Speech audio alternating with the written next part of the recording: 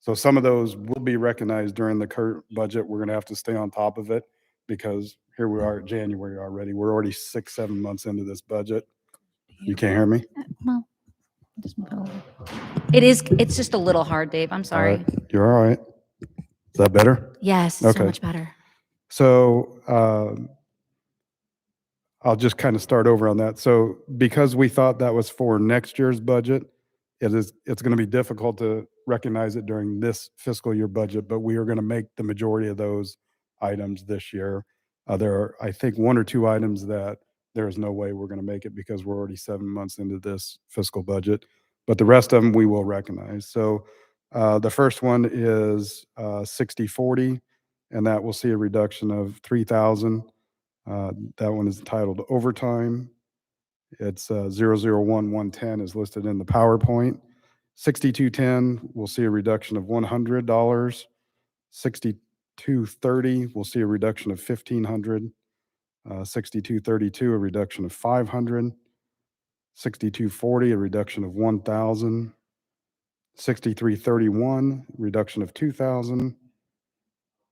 I just want to jump in here real quick. That is one of the ones that we had to adjust back up from the adjustment back down for the current year because the chief thought that he was going to push the limits on that.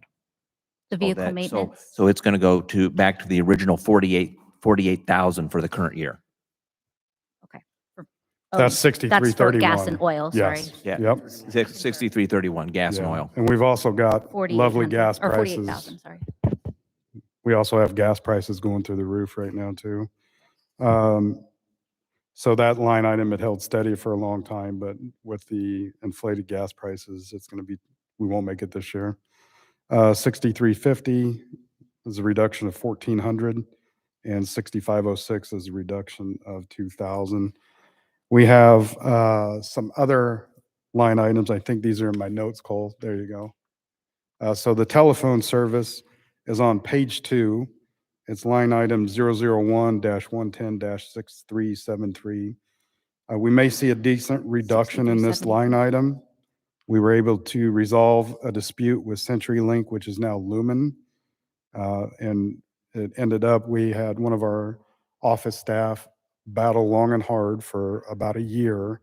And in the end, we were correct, and we ended up owing them $81. They said that we owed them $9,600 because they overbilled us repeatedly for a year, and we contested it. We stayed on top of it.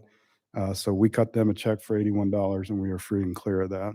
Okay, Dave, so for 6373, the telephone, you're talking about last year's expenditures where you're over that 17 No, no, was no. when you were Nope. battling that We're not over the 17. Oh, for last year. That's what I Yes, mean. You were yes. over because you were battling that, and then that's why we see it more in like a reasonable range. no, we're not over that because we ended up having to get a new phone system, and it will Oh. save us money in the long run. And that's what I'm going to be finishing Oh, up here so with. that's what that is. Yep. Okay. So our new phone system is a mix, just like City Hall's, except I think you guys are all IP service down here or voice over IP, because we have lines that we cannot be without or dependent solely on fiber or internet. We also have POTS lines, and basically a POTS line is a plain old telephone service, just like we used to have in our houses before cell phones. So we have some redundancy built in that if the fiber fails, internet fails, that people can still get through to the police department on a regular telephone line. They call them an old copper line. So we still have 2 of those lines running in there. The reason I can't give you an exact amount of the money that we will save is because we haven't recognized a year's worth of billing on this yet. And it is dependent upon the service of the internet and the fiber. So whenever those services fail and we revert back to the POTS lines, we will incur long distance fees and things like that again. So we should see a significant savings. The fire department, we have a joint system, so they will see some of it. They don't use the phones as much as we do, but they will see a little bit of savings too. Nothing like we will, though. So I threw a Chief, lot at you there. So anybody got any questions on that phone thing? No, I don't have a question on the phone thing, but I'm a little bit confused about what was taken out of your budget this year that you thought was going to be taken out next year. Sure. And how much exactly is that? Right. So those were those line items that I just went over with Dan. And this year and next year for those the ones that we were, people had different recollections of, those were a total of 14,500. It will be out of both budgets, yes. Yeah. We won't recognize the full savings this year because, like I said, we're 7 months into the budget already. But we will recognize the majority of that savings. I would like to point out, I was able to go through and once I talked to Cole, I was able to figure out, okay, well, I need to check the last year's, not the current to the new, but the last year to the current or the last year to the new, whichever way. And I was able to find a total, and again, I'm on the old one that we got a couple weeks ago. I was able to find the 14,900 or 14,900 that you did put in the savings. I know we changed a couple of lines now. Right. So I think we're down to 14,600 now, but I was able to do it. And I do know that in the general fund, we did speak about how that was it 1,400 or 14,500? Yes. So what I was able to find was a little bit over, which I was really pleased about. You're going to have to explain it to me. I'm a little slow. That came out of this year's budget, but it's also going to come out of next year's budget as well? So what it is yes, we reduced it in this year's budget, but we made the same allocation for next year as well. Okay. Yeah, No. we're hoping that will be a permanent reduction. Right. So what it is had I not inadvertently done that, what it is you would see in next year's budget, each of those line items that are on your screen now would have been reduced by a certain amount. But because I did a budget amendment and updated the accounting system, then what it is you'll see that those line items are budgeted the same in the current as they are in the proposed, because I made that change.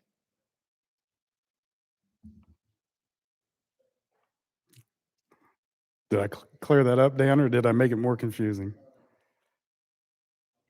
Okay. The next item is, while we are working on next year's budget, we are also doing re-estimates for the current budget. We're a little bit early this year, so it's a little bit more difficult to do a re-estimate, about halfway into the budget. But while we were having our meetings, it was brought to my attention that my vehicle maintenance line item, which is on page 2, this is out of our current budget. It is 001-110-6332. Was already at 93% 6 months into the fiscal year. I don't see the revenues on that, so I was shown the revenues, and I figured out the issue was due to the way the city's insurance company reimburses for vehicle repair. So normally the way that works is the city's insurance company, if we have a vehicle that was damaged, we pay the deductible out of our vehicle maintenance fund, and the insurance company writes a check to whatever body shop does the work. In this particular case, for whatever reason, they cut the check to the city of Keokuk. That goes into a revenue account somewhere and is not recognized in the police department's budget, just as a general entry into the general fund. So that was about $9,700 that is shown with an expense. So that actually puts the percentage in that line item right about 50% where we should be for 6 months into a fiscal year. And in your re-estimates that are in your packet, I did increase that line item additional $3,000 to help make it through the end of the year. Okay. So I added an extra 3,000 to that for current year, Dave. So 25,000. Okay. Yeah, so it was at 22, and you would now have 25. Gotcha. Mhm. We also eliminated 3 items from next year's capital projects and a continuing effort to reduce expenditures. That reduction is approximately $56,500. I'm not sure if that's, That wasn't on, that's in your notes. yeah, that's, I think it's just a subtitle there.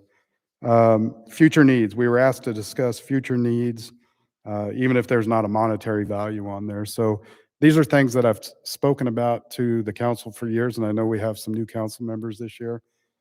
So it'll be new for the new people, and for those of you that have been here, you've heard me talk about these things before, but it's always something that we have to be prepared for and keep in the back of our minds. The most notable future need for my department is still a public safety building. For those of you that have been here, you know that we've come to you in the past and said, hey, our HVAC system's bad. What can we do? Because we want a new facility. It's in the strategic plan, then it became part of the capital improvement plan. So we don't want to spend the money on completely tearing it out and putting it in. So we will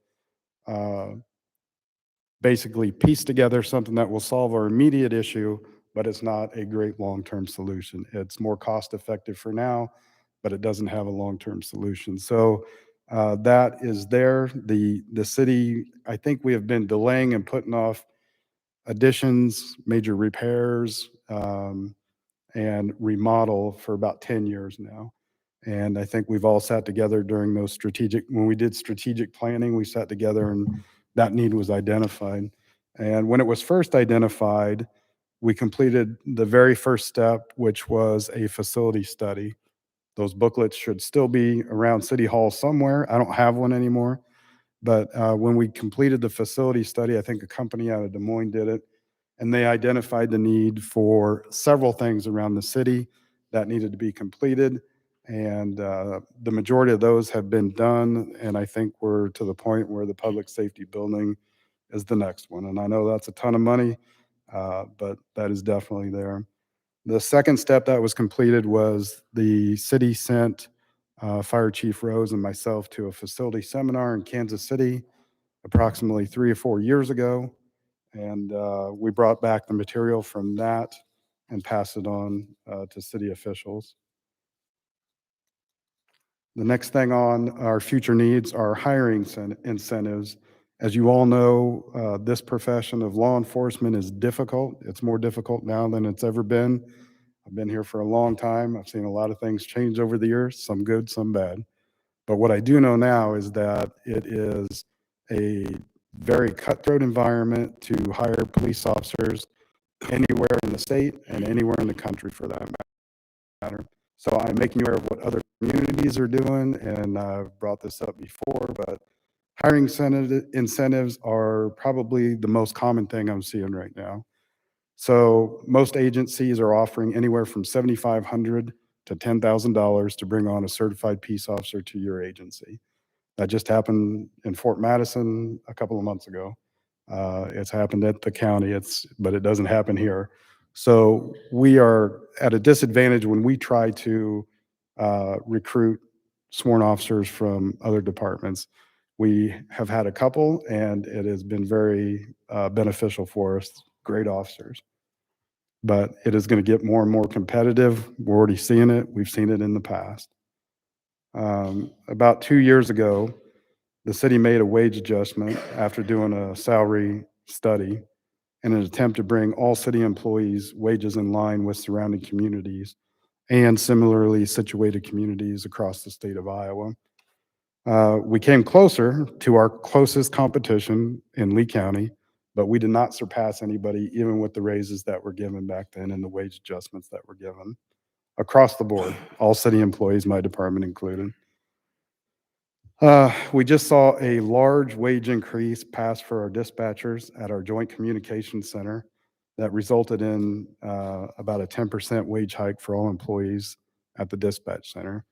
And keep in mind, that is our dispatch center that is consolidated between Fort Madison, Lee County, and Keokuk. 10% across the board was given. The director of the dispatch center received a raise at well over 10%, closer to probably 15%.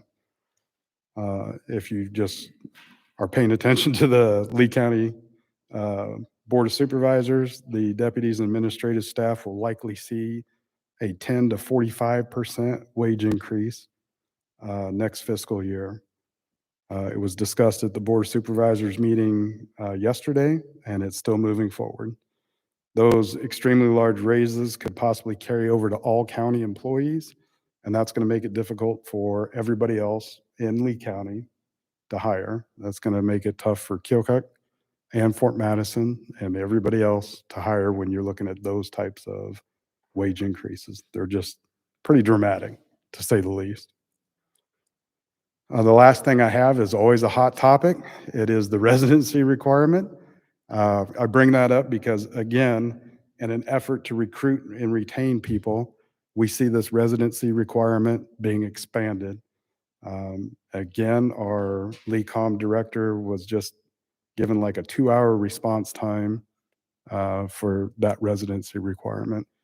It's not uncommon to see 30 minutes to an hour and a half. I've seen some agencies that have no residency requirement whatsoever, other than that you live in the state. And if you're bordering Illinois or Nebraska, you can live in those states in the bordering communities or bordering counties. So that is something that I want everybody to be aware of. You're probably going to get hit with it again. I'm a hometown person. I live in Keokuk. I don't like it, but I know that this is a future need. And I know that you guys have talked about it before, and it's always hotly debated, but I don't want to not bring this up because it is something that we're seeing advertised over and over again. Anytime you look at a police officer advertisement, it's $10,000 sign-on bonus, hour response time, maybe nothing, huge step pay increases, things like that. And that, again, what we're going to see in this county alone is not just for law enforcement. That's going to be all over the place. So throw a lot at you, right? Any questions? Chief, for me? what do Yes, we, sir. what do we have to retain officers now? I remember when I was on the city council before and I was on the police board. And there was some type of retention policy where, so when we get them trained and then they get an offer from the sheriff's department and they leave, what do we have that tries to keep them here as far Right. as? So we have about 3 things. One, a couple have a monetary value to them, and then the other doesn't. So obviously, we try to have a good culture, a good work environment that makes people want to stay here, right? That doesn't cost us anything, and that doesn't always work because when people dangle a lot of money in front of you, that will lure some people away. What we have for newly hired officers is an employment agreement that allows us to try to recoup the expenses that we incur through the hiring process and academy training at the Iowa Law Enforcement Academy. Every agency across the state does the same thing. And because this is so competitive and cutthroat now, they will just pay off that person's contract. Yeah, some do, some don't. It depends on, like if you get a bigger department that pays a lot of money, they may not pay off the contract. They make the employee pay it off. But they're making enough money that they can take care of that fairly easily. The only other benefit that the city offers, and it's not just to my department, it's in a lot of city departments, is that you get a longevity benefit, right? And that is basically after 5 years, 10 years, 15, 20, up to 25 years of service. It's not a lot, but it's better than nothing. You know what I mean? It's a little bit each 5 years of service to try to at least reward people for staying here, being loyal, dedicated, that type of thing. Oh, go ahead. Just a comment from Councilmember Garcia. I am having her text me any questions or comments because she might not come through here as well. Because of the recent changes with the sheriff's office, I would really like to see some incentives offered to retain officers to Keokuk, especially because we have local youth who are interested and love to retain them. Other agencies are moving to not require the residency rule.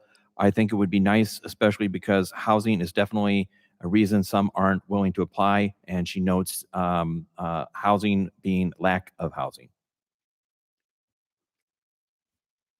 Where do we stand right now? 10 miles, isn't it? 10 miles of city limits in Iowa.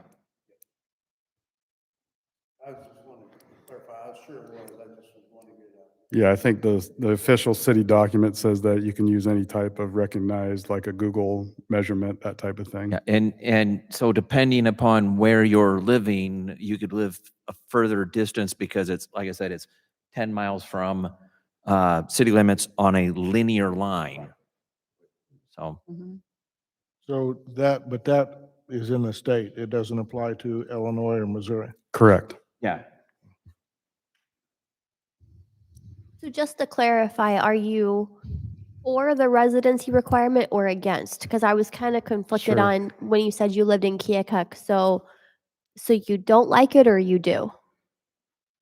This is the battle that I think everybody has.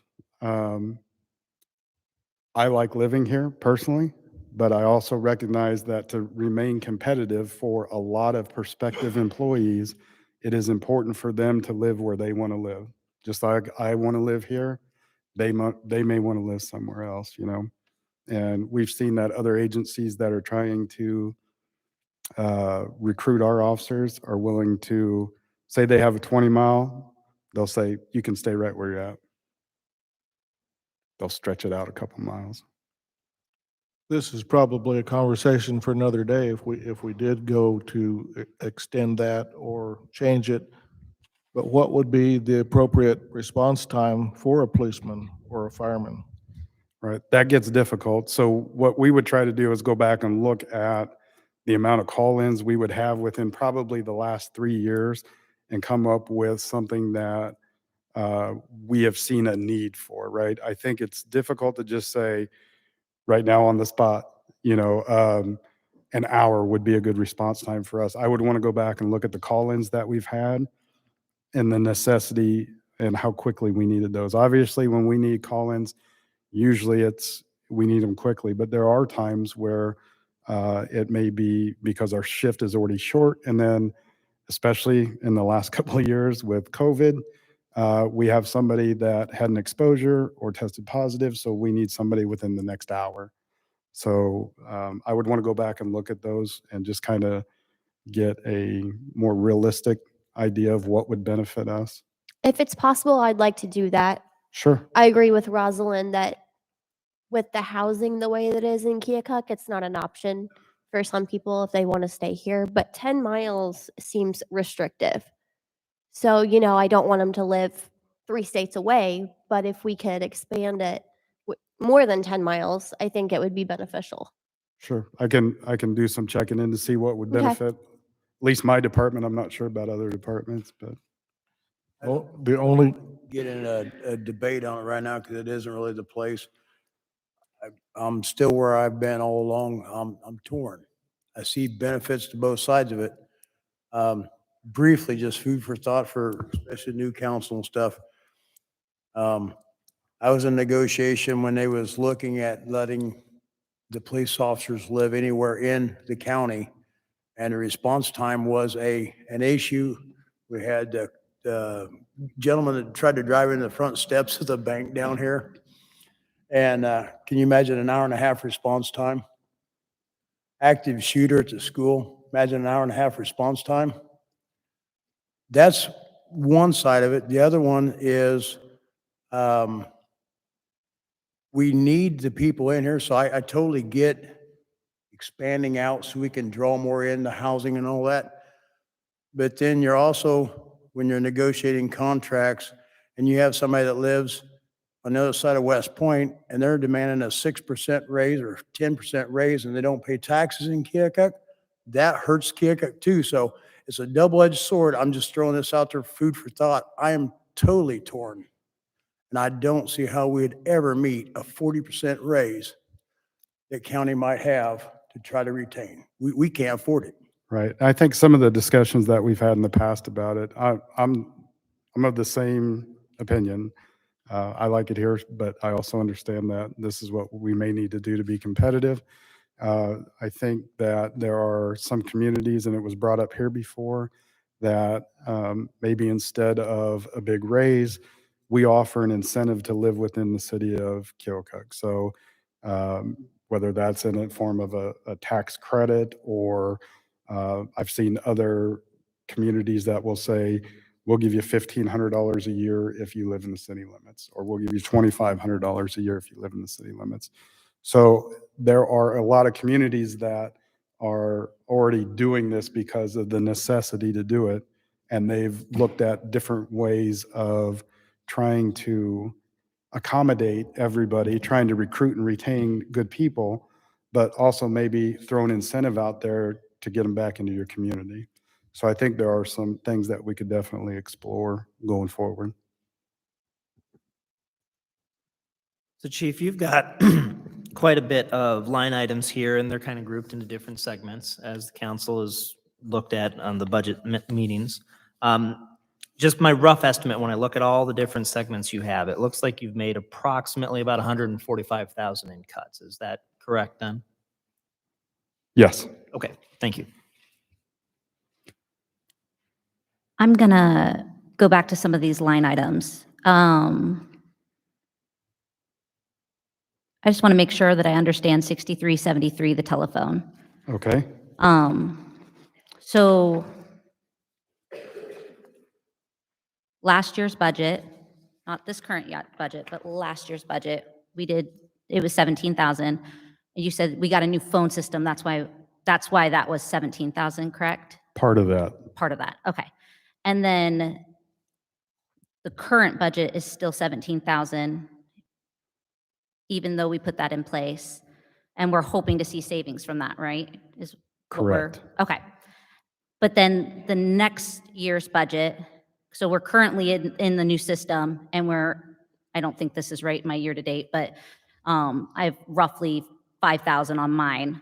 But the new budget next year is still 17,000. Is there a reason why we're having a little bit of cush there? Yes. So when I was explaining that line item, the reason that I have not changed it is because it's not Danville Telecom anymore. It's It's whatever the city has. It's Danville and is it Telecom. Access or something like that. Yeah, and then you have the phone system, the same phone system we do through, I know her name, Yes. but yeah, but it's, he So, also buys the phone. The system reason we that's- haven't changed ours is because of the POTS lines that I was telling you Okay. about. That's right. We don't know yet because we haven't been through a full billing cycle, nor we've only experienced maybe 2 outages. And believe it or not, on the first outage, the redundancy failed because they didn't have the line set up properly. Imagine that, right?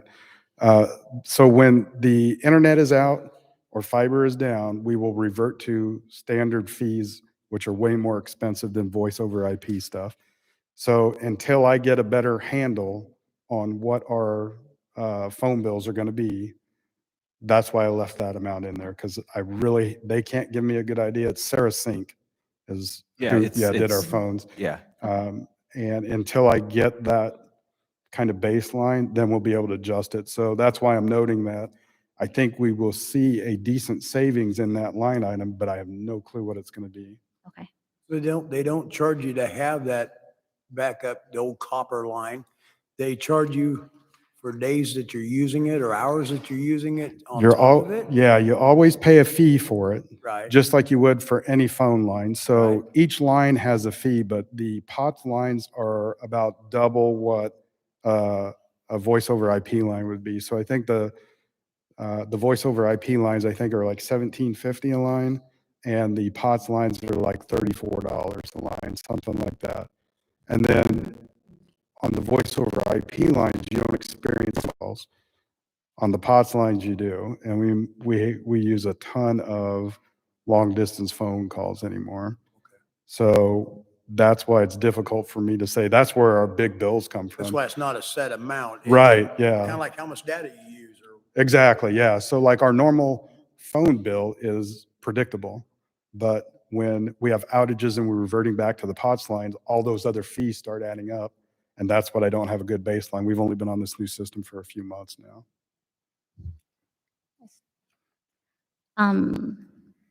Looking at 6412 medical, it says medical law enforcement. Could you explain that line? Like, is that medical supplies, or I wasn't quite sure it, because I know you're going down in that line item.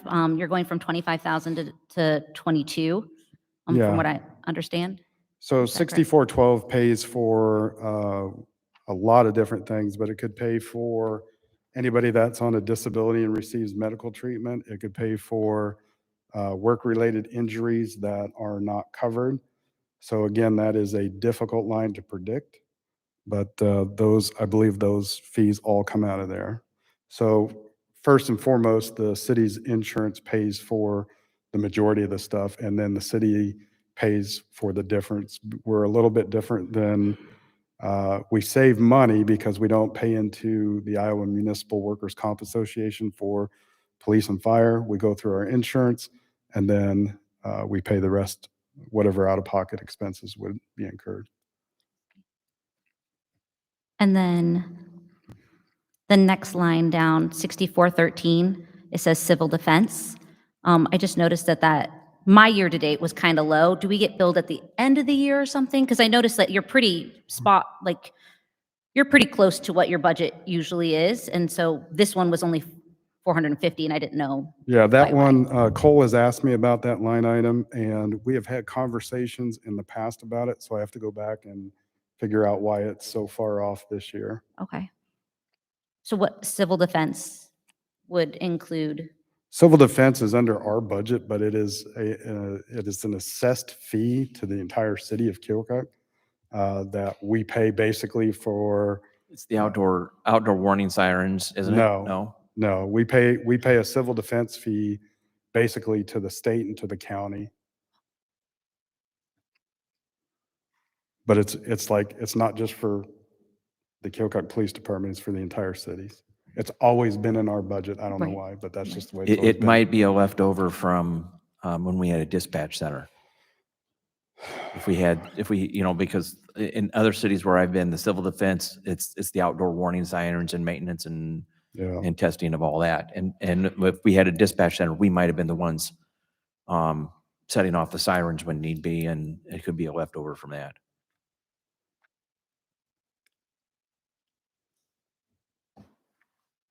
Is there anybody who's been here long enough to know Gene?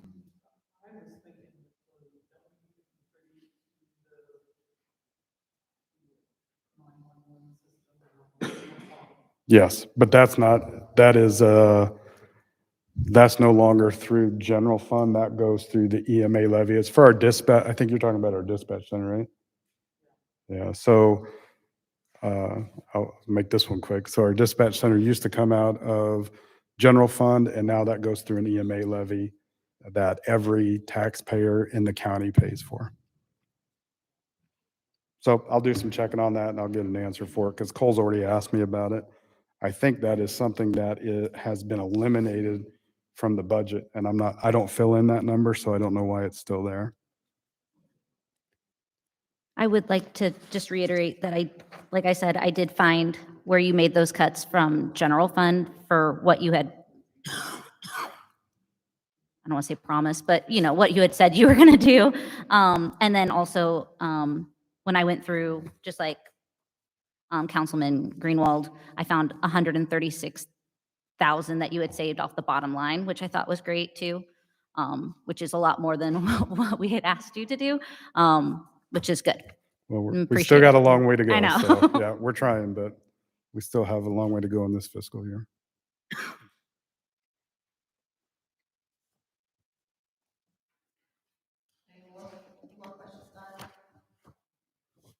Thank you all. Thanks, Dave.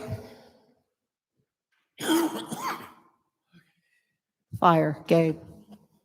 Okay.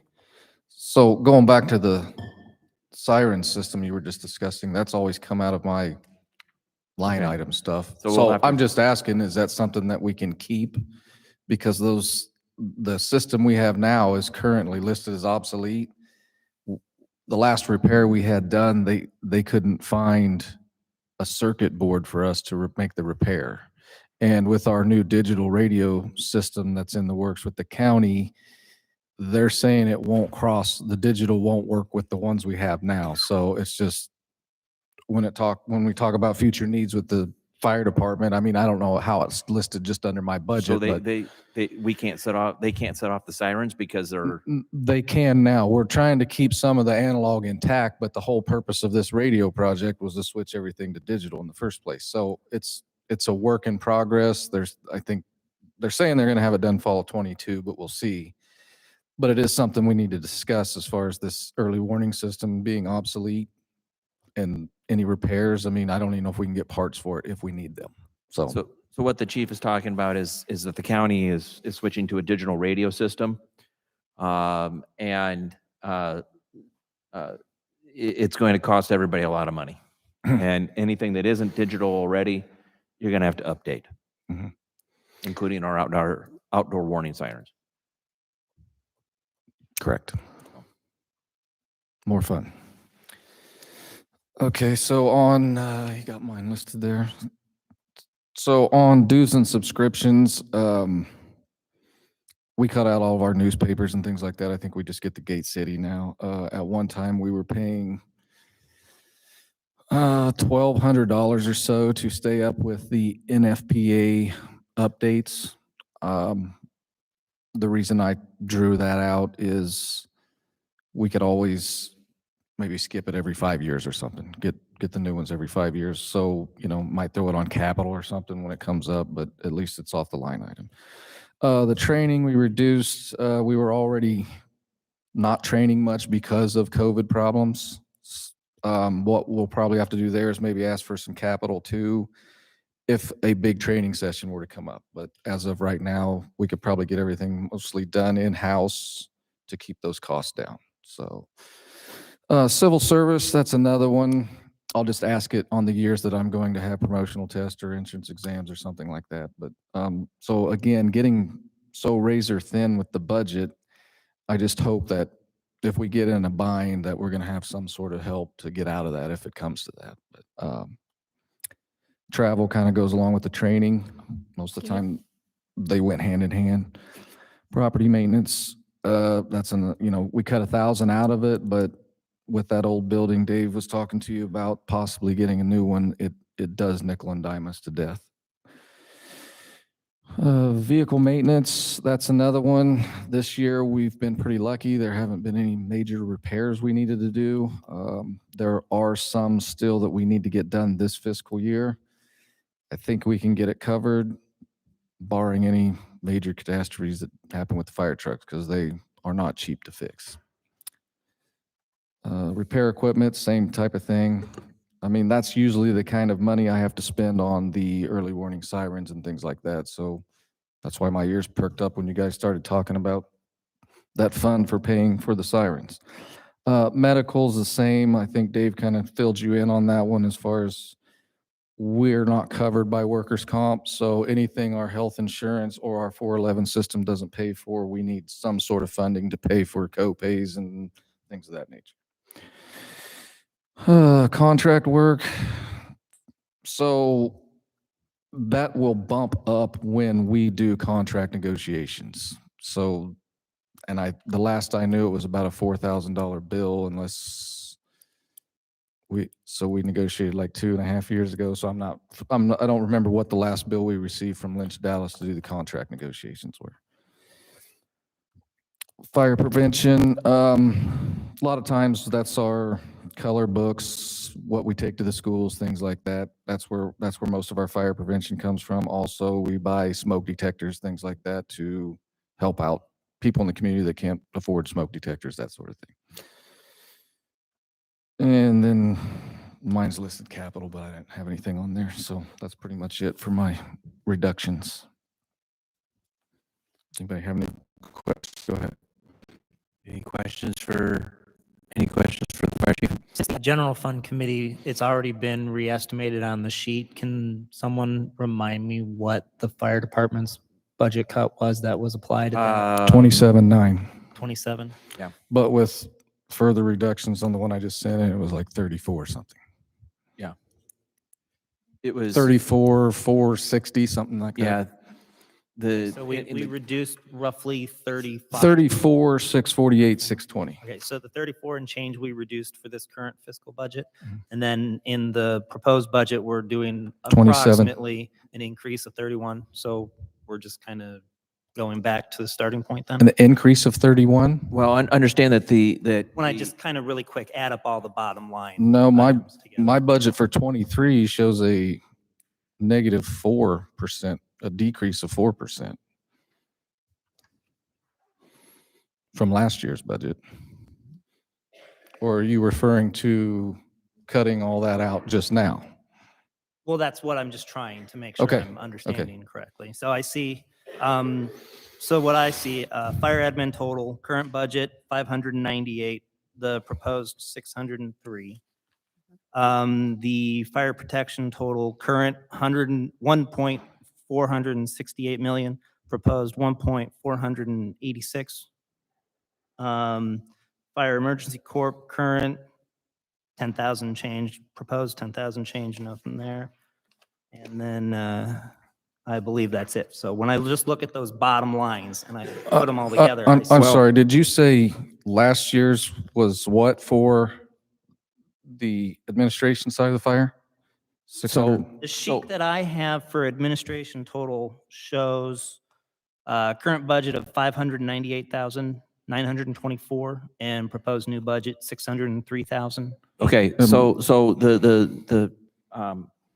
I've got the information here. So fire administration, non-capital, current budget was $576,229 with a reestimate of $572,479 and a new proposed budget just for non-capital of $579,864. Capital for the current year is $22,695. Capital for the upcoming year is $24,000. Under fire protection, current budget and reestimate is $1,468,008. Proposed is $1,486,516. He does have the emergency corps under his umbrella, and current budget was $10,450, reestimate of $10,600, and a current budget of $10,600. So the total budgeted for current year is $2,077,382 with a reestimate of $2,073,782 and a new budget of $2,100,980. Understand that even though he makes these reductions, there could still be increases in his bottom line because of salaries and benefits. And that then is the 30,000 that I was. Correct. thinking When I was. Correct. the numbers. Okay. So without those cuts, you would see these budgets being $32,000, $34,000 more than what he is now requesting. Gabe, Mhm. I was able to go through and see where you cut, once I figured it out, from last year to look at not this current year, but last year's to it. And I was able to come up with like 26.3, which, and I think you at general fund proposed 25, if I'm correct, or did you say 27? It's 27.9, yeah. 27.9. I mean, I got pretty Yeah. close, but that's probably with the line item change in that one, you know? So Mhm. again, I was really happy to see that. Mhm. I do have a couple of questions on a couple of lines, just so that I better know what they are. Mhm. You talked about 6231, civil service. Mhm. It's at 0. Yes. Did you say you combined that line with something else, or we No. just don't need it? That's what when I went over it, I was saying the year that I'm going to be doing testing, I will request funding for that, Okay. The year that whether you it's through passed. capital or that back on that line item or Okay. whichever. But most of the time, our testing isn't that expensive. It's usually the cost of the test when we do written, and everything else we try to do in-house, so. Okay. And then at 6412, which was medical, I'm at fire admin, if that makes a difference. There might be another one on another page, but 6412, it had quite a big decrease, even from this current budget. I'm hoping I have the right numbers, Cole, where it went from 11.5 to 5 for the new budget. And did you say, or I guess I'm wondering, is there some kind of co-paying that's going on? You said there was a co-pay and that's covering about half, which is why we were able to kind of shrink that budget, which I'm really Well, happy about, but. It was 23,000 2 years ago, and we cut it, and then, so per the contract, these guys have to have a physical every 18 months. Oh, okay. We're trying to space it out to where, you know, it's not creating such a heavy ticket in 1 year. Like, we might spend all of it 1 year and then half of it next year or whatever. So we're trying to schedule them better so we can keep the costs down. But when they go in, not only do they get like treadmills and chest x-rays, they're a little bit more than a regular physical. And sometimes they're also doing the breathing test to make sure they can wear a respirator. So those are the kind of things that an insurance company or whatever won't pay for it. City receives the remaining bill. So another explanation is because police and fire is not, we don't have a workman comp policy on them. What it is if there is a work-related injury, then the health insurance pays, but if there's a deductible or copay, we pay for that when it's related to the injury. And that's the line item that would come from. Awesome. And just to clear it up, because of our retirement system, we're not covered by workers' comp at all, and all that money falls right back on the city for payment if they're hurt on the job. Question on the emergency corps. Mm-hmm. Where does that come out of? Does that come General fund. directly out of your budget? I thought. Not since necessarily, it's that under money's your- not available to me. It's just, it comes out of the general fund. We just pay for it out of the general fund. They have if they do a fundraiser or something like that, so they have like a foundation or whatever you want to call it, that they can then buy some of their own equipment. But under that, let me get to that line item here. So what it is we'll, we pay for some property maintenance, gas and oil, some vehicle repairs, some different things down there. We kind of took that on in order to help them become better organized because they were having some problems with membership and some internal strife over the funding and everything else. So by us co-opting that in, it kind of settled things down a little bit. They've always been under our umbrella. It just, Yeah, they had some longtime chiefs that, they I kind of just ran wondered- itself, and then he passed away and it created big I problems. just wondered if it was coming directly out of your budget here. I think they are listed under fire. They're but listed. it's- They're listed under fire, but it does not come out of his administration or his firefighter budget. It's its own department.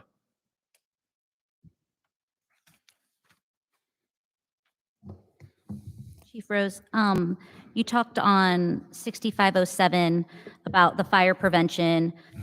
You talked about coloring books, but then you talked about the smoke detectors.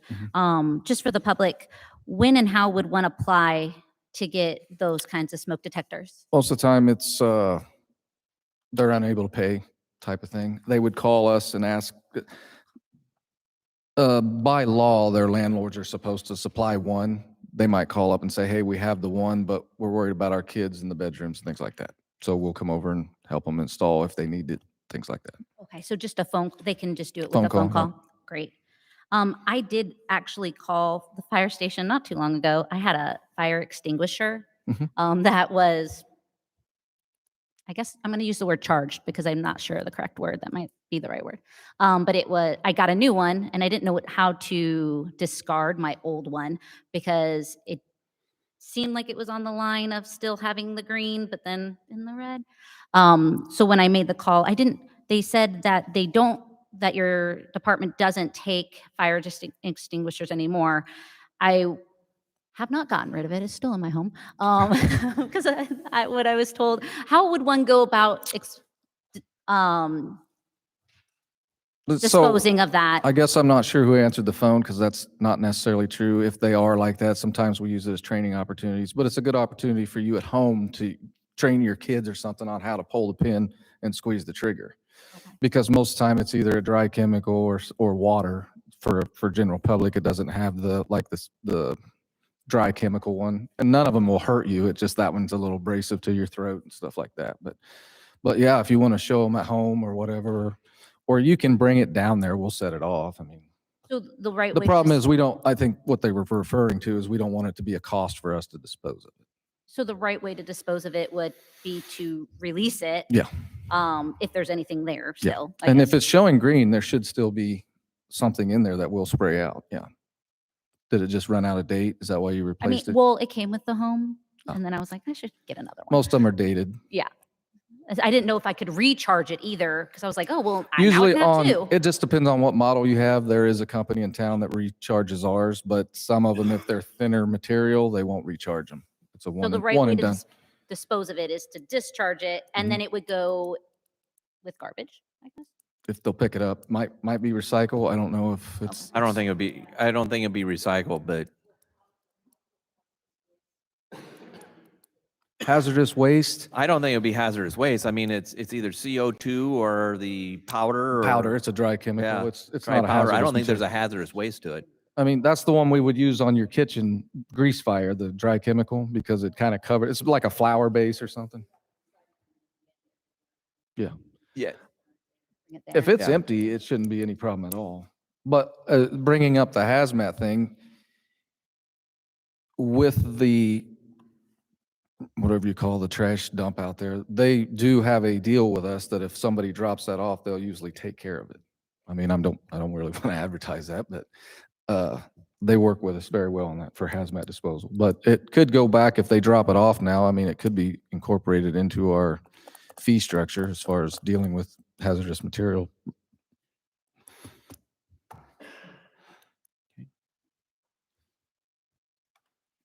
Any more questions? Thanks, Okay. Gabe. Thank you.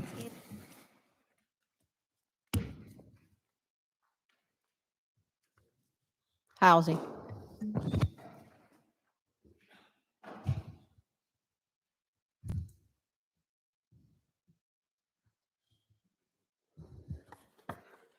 Good evening. I am going to do housing first, which is Casey's budget. She couldn't be here this evening. So I'm kind of winging it on hers. She has, I'm just going to read through what she has here for me. Subscriptions unchanged, training unchanged, we'll be utilizing, travel unchanged, we'll utilize if we need training. Decreased $100 on gas, no history of overspending, vehicle maintenance unchanged due to vehicle Sorry. year and cost or repairs, temporary labor increase due to cost of labor service and increase in actions of nuisance, publications increase for public legal notifications, recording an additional ordinance registration, professional fees, no request of change, citywide cleanup decreased $2,000. She has here, this is to make better use of funds and look into specific areas that need cleanup concentrated on. I know what we've generally in the past did a 2-week citywide cleanup. The county actually really has never really been happy with that 2 weeks. We've cut it down even more. They would still like us to decrease the number of days, so we have done that. But we are going to try to get information out to people of the dates prior to maybe better advertise. But as far as, and then that money also we use for assistance with the recycling days that I was just talking about, not regional planning, Great River Waste, and the chamber also assist on that program. Service repair equipment unchanged, supply housing unchanged, operating unchanged, decrease in postage with ordinance update and registration process. She feels like she'll have a better communication with phone numbers and emails, that we can actually not have to put as much on postage. Supplies miscellaneous unchanged. She has some numbers here of, so I did ask her to come up with funding that we have received back on liens. Demo would be a nuisance after 30 days. And then that is, they pay that on their taxes. So anytime that somebody pays that back, we receive those funds. And I'm not sure how long this estimate was, but she estimated that we have received like around $70,000 back from the liens on the taxes. She stated that she has sent out approximately 526 nuisance violations, 212 on grass, snow 55 in 2021, 36 on 2022. The nuisance abatements include trash, junk vehicles, littering. We have identified 185 buildings that are vacant or abandoned. Some of those need major repair and some of them actually just need a little bit. We're hoping that once we get that ordinance in effect, that we can actually either get them down or get them rehab before they get any worse. Other than that, does anyone have any questions on Casey's? Real quick on line item 6490, I see that she's going from 150,000 to 300,000. So that's, with a jump like that, there's got to be a specific reason. Do you know what she's planning there? Cole, was that through the ARPA funds? That was line item 6490. Is that what you said, Mike? Yeah. Let me get there. For other professional services, it's listed. Yeah, just a second. 1 second. You got it there? Okay. Yeah, there's 150,000 that's in reserves from the bond that we did last year, and there's 150,000 coming from ARPA funds. In fiscal year '24, there will be another 150,000 in ARPA funds. What is the planned expenditure of the funds there, of that 150,000 for the coming year? What we're looking at is a combination of both demolition and of possibly if the house is structurally sound, of possibly doing some rehabilitation that will get it to a certain point that it becomes attractive to someone who could come in and finish the fix up. So do we have a specific line item for demolition? And because I know that's been something we've been talking about for. That is that. That is that line item. That other professional services, that is demolition. And Pam, who makes the determination on whether this house is to be torn down or rehabilitated? Generally, it's myself and Casey. If Casey identifies it, I ask if we can get it. We don't generally own them, but if we can review them, we take a look at them. We might have a contractor go in to see if they'd be interested in developing those. And a lot of times they'll say it's a walk away. It's just more than what it's worth saving. I just wondered because you had a number for some that were to be torn down and a number that for some that could be rehabilitated. So Yeah, they're just going to that have to could be change. identified. And then, I was hoping that a couple of them that she had on the list for demo that we could actually rehab, but once going into them, they were just so far gone that it wouldn't be worth trying to rehab it. You would never get the funding, especially a lot of times at the location that the property's in. Hey, this might be a Cole question since Casey's not here. During the general fund, when we talked about it, Casey said that certain parts of her budget were going to be moved towards TIF. Right, and that would be this line item. Okay, But for this current year and the next, and the proposed budget, we bonded for that amount. Okay. 150,000 in each year. So then with the 300,000, is, half of it is from reserves that we have from the bonding, and half is coming from ARPA funds. In the fiscal year '24, we will have 150,000 from ARPA funds. Beyond that, we may not have sufficient TIF funds to do the full 150,000. So whatever we have available for TIF will be what we put towards demolition. Okay. So, but for the general public to know that she did do what she needed to do. Correct. Correct. She, As we talked in Yes. the general fund, Correct. but ARPA kind of came in at the And end there, which is saved really us. great, you know, because we Right. still need to demo and stuff, like there still needs to be some stuff Right. happening, Right. which is great. But I just wanted to make sure that everybody knew that she did do what she. correct. Yep. Correct. Is there anything now, Pam, where there's any incentives through the city for homeowners to rehab their own house, or any grants or anything like that, just for the public information, because I'm not aware of any? Well, I was going to get into that on my budget. But yes, there actually is. So on my budget, and what I was going to actually get into a little bit on that is payment to other agencies, which is 6413 on mine. We pay per capita dues to Southeast Iowa Regional Planning Commission.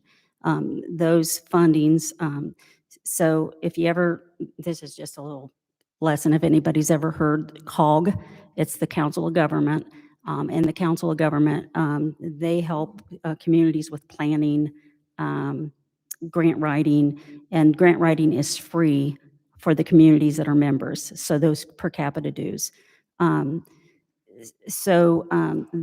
is around $9,000 a year that we pay toward Southeast Iowa Regional Planning Commission. In that also, they have a housing trust fund, which some of the money to payment to other agencies also is geared toward that to help with, they every year go through several different agencies to apply for grants. So they just go around and ask their members to contribute 5,000, 10,000 toward the matching fund of those grants. So some of that funding also is there. A lot of these funds from them are low to moderate income. And that doesn't actually mean, it can be a school teacher that's making $40,000 a year and has a family that can apply for these funds. It's not, I don't want to, a lot of people, when you say low to moderate income, they're thinking Section 8, and that's not what it is. But they can apply for down payment assistance. They can apply for rehab funding. They have to be under a certain family size and income, but those actually can be like $10,000 to $12,000 that they can actually apply for. There's a limited amount. You're not going to, there's 4 counties in the council or with regional planning. That's Henry, Des Moines, Louisa, and Lee. And then there's also the city of Keokuk actually has a urban revitalization, and you guys a lot of times will approve the applications to go to the county. If a person increases their assessed value by 10%, they get a 3-year tax abatement on the incremental difference. So, if you build a new house, if you build a new garage, you would actually end up getting a 3-year tax abatement on that. That's 100%.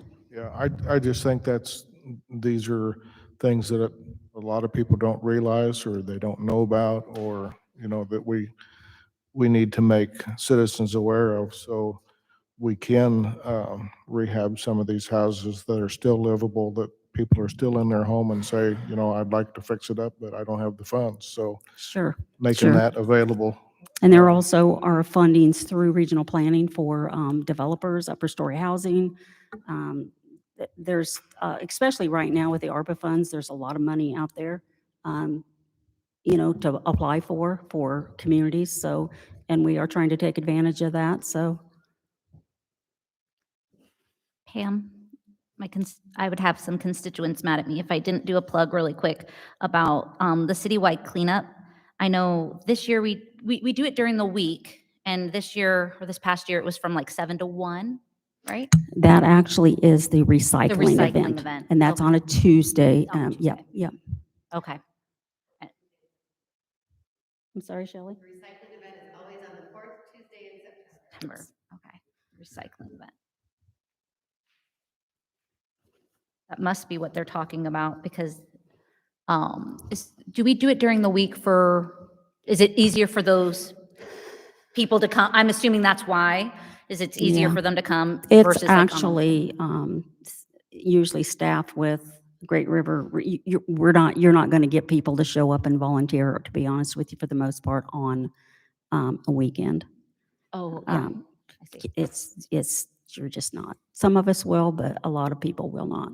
I see. And do realize that because of the citywide cleanup that we do, that they can take advantage of that. The recycling event makes it easier for them to get rid of certain items, items that the transfer station still takes, but at a fee.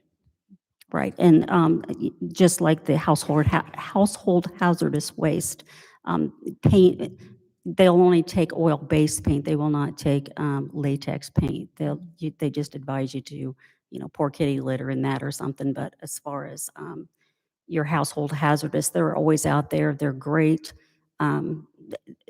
They actually, Lee County, Great River Regional Waste has been amazing to work with on that program. There's really not, I mean, my budget has went down more than it's went up. I deal a lot with, my codes.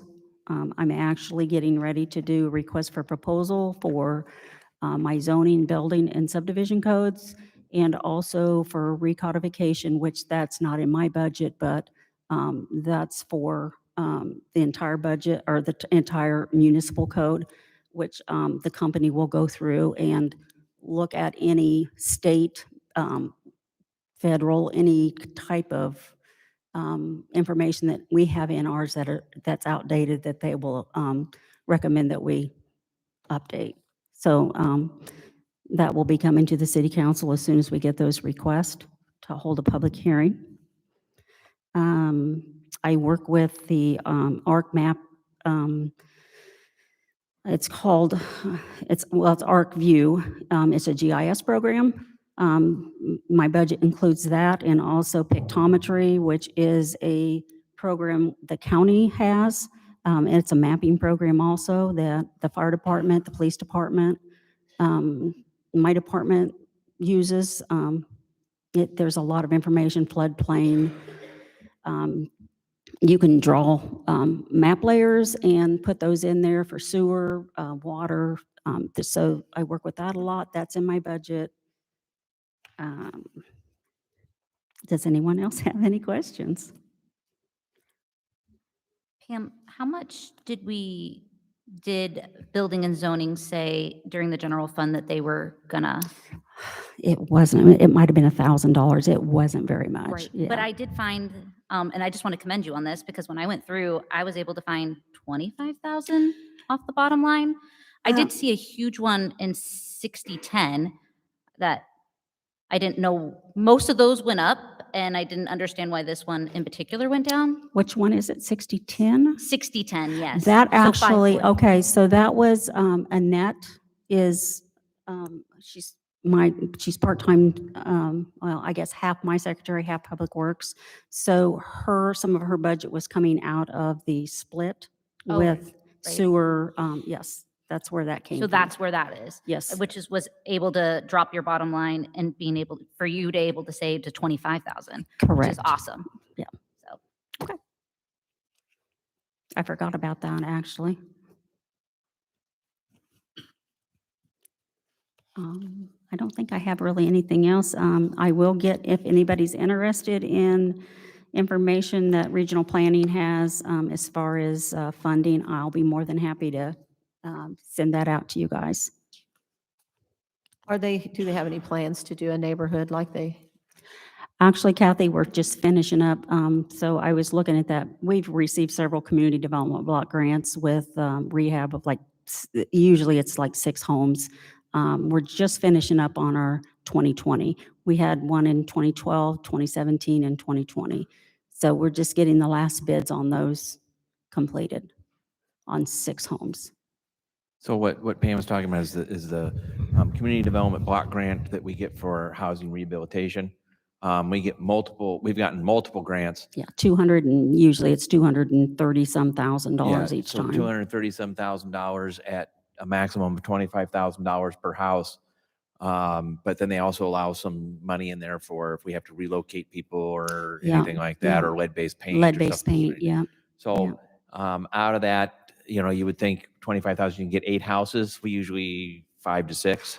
Usually we get about 6. We have, Yeah. yeah. And we've in the past had to pick a actual just like several blocks. This last time we did not have to. We could kind of just go here and there. So we had so many applicants for the last one. We just went ahead and took those applicants and yes. So that was really nice that we was able to do that, and that didn't have to actually also on those, if a person, if the 25,000 did not accomplish what they needed to be done, then they had to come up with a difference. So, this actual last grant did not have to do that. So it actually assisted a lot more people. That was going to be one of my next questions, is how many people take advantage of these things? On those type of grants, we usually get a lot of applicants. We do, and it's, you might get 20 applicants. You're only going to pick 6, and some of them don't qualify. They have to be up to date on their utility bills, their taxes, and sometimes it's just a sad situation where they need it, but they don't qualify because of those reasons. So I think with the 2020 grant, I think when it came out, I think there was 26. We had a large number. Yeah, there was 26 applicants already. And we can only do 6. So when we apply for the next grant, if we get it, don't expect there to be just 20 on there. Expect there to be more added to Correct, it. So yeah. But people can, if they meet the income guidelines, if they need a roof done, if they need a furnace, they need some windows, they can apply. The applications can be confusing, but we can try to assist them if they need help with the application. Yeah, that's one of the things that have heard about some of the grants and some of the applications, that they're so difficult to fill out that a lot of people. They're intimidating. Thank you. thank you. Tom, you're up.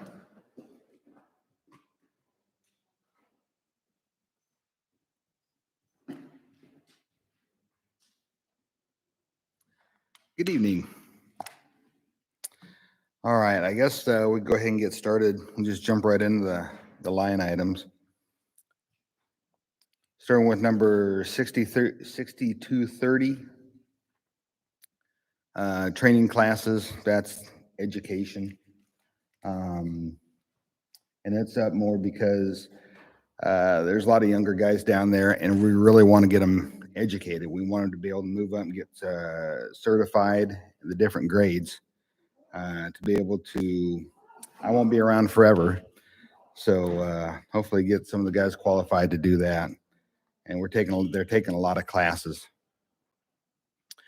6240, that's travel to training. And that can be CEUs to build them up, to stay current with their licensing. It can also be to just educate on, we've got some electronics down there that are very specialized. And for the most part, we have to call guys that carry their computers and plug into them from Tri-City Electric or Scyther and Cherry. And we're trying to get to be able to do as much of this as we can. And so we're doing some education on that as well as certifications. 6331, gasoline for travel, and that also, we've been taking some equipment down to St. Louis. And instead of shipping it, packing it up and shipping it, we have 2 blowers that we had to send down there that need to be repaired. And they're large pieces of equipment. And instead of packing them up, we just had a fella drive them down in a pickup. And he also had to go over to just outside of Kansas City for something else, a tote issue that we had. But we used a lot more gas than usual. And we've been able to do some of the training this last year. We've had to do it online just because of COVID. And I think we're kind of to the point where we're ready to get out and do some hands-on, face-to-face learning. I've always preferred that. I know some of the other guys down there would rather do that instead of sitting in front of a screen and get your C's that way. So we'll be doing a little bit more travel. 6332. The reason that went up is that evidently we had some problems with our newer dump truck, the DEF system. It's part of the fuel, being a diesel truck. Had to have some work on it. That and our fork truck, our very old fork truck, needed some brake components. And that's up $1,000 from the current budget. I think there's going to be some issues with my car. I can hear some things going with it. They're not there yet, but it sounds like CV joints going out possibly. But we'll just deal with that as it comes up. 6350, that went down. It had been $33,000 budgeted, and the reason for that is we have 3 presses. 2 of them are being replaced, and we no longer use 2 of them. So that's 2/3 of the price of the belts that we don't have to replace anymore. And the new press that we're getting, as soon as it's installed, we're looking to have it online maybe October, November. We'll run it and not run the other one, and it'll have brand new belts, so they'll go for quite a while. So hopefully we'll be able to stay right about $10,000. That's for amazing. those. It's good. Yeah. And something else, I found out the other day, I caught some wind from the water department that their belts had gone up. And so I told the maintenance guy to go ahead and order a couple of them ahead of time, and he did. And we saved, I'm not sure how much it was, but we saved quite a bit of money doing that. And I know that we're going to have to bite the bullet sooner or later, but at least we're able to save some.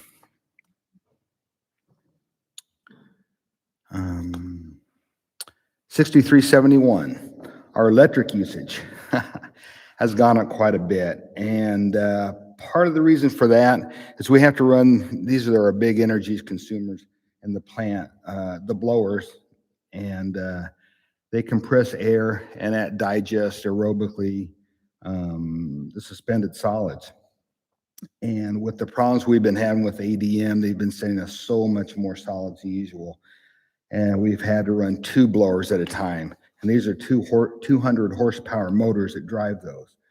And so we've had twice the energy consumption on those for the last, I think we put 2 blowers online maybe in October, September or October. And we've kept them on just because it helps our process so much more when we get heavy loads. It kind of serves as a small buffer if we get some shock loads too. So that's where a lot of that electrical use increase is coming from. It's increased $20,000, I believe. So you said that was due to some of the ADM things, and so you're foreseeing that not changing anytime soon then? So that electric bill will stay high? Well, they've been sending us, there's 2 different things. They can send us an increased amount that's still under their limits, or they can go above their limits and send us a lot. And those are considered shock loads. And some of those we can recover from more quickly than others. Some of them we can just barely stay in compliance, but we can recover from them. They're okay. We don't suffer from them. But other times, it's happened twice this last year. And Kathy, I think you and Cole got letters from the DNR, and we're under their watchful eye, and it should be that way. But we work really well with the DNR. And we just hired a fella that has dealt with this before. He's dealing with it in Fort Madison as part of the pre-treatment program. And our pre-treatment program is not what it should be. It hasn't been for a long time. And it's partly because of the increased regulation from the federal government and somewhat from the state too. They kind of go hand in hand. But we're kind of going to clamp down on ADM. And I don't know what's going to come of it and how much we're going to gain, but it's still a possibility that we could get a lot more money from them just because of a lot of infractions from the past. And I think that what it is once we have the analysis of our pretreatment program, what you might see is that ADM come more into line. Right.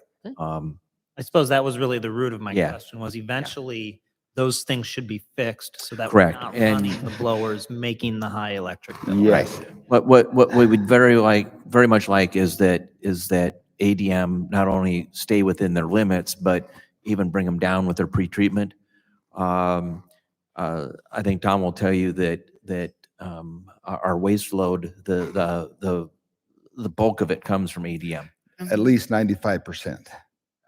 So you understand all the other industry and all the residential waste and everything else is only 5% of our load because ADM has a heavy load. Yeah. Yep. And our goal is for them not to send us too much, but we're going to re-examine those, their limits and as what the plant can handle. And it should come out pretty well. That's great.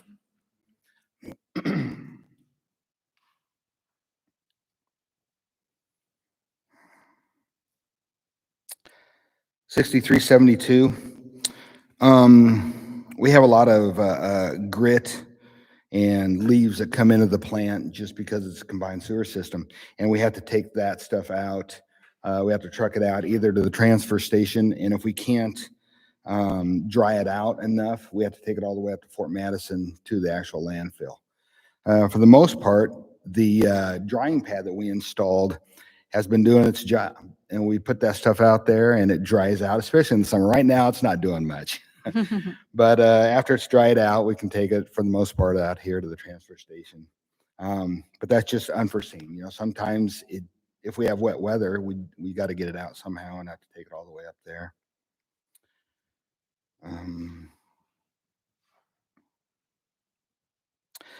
6373. I was listening to Dave talk about the phone system doing battle with the current carrier. We're kind of in the same boat, just a little bit behind where he is. I talked to Danville Telecom. They shot me a bid of $30,000 to get the lines that we need down to the plant.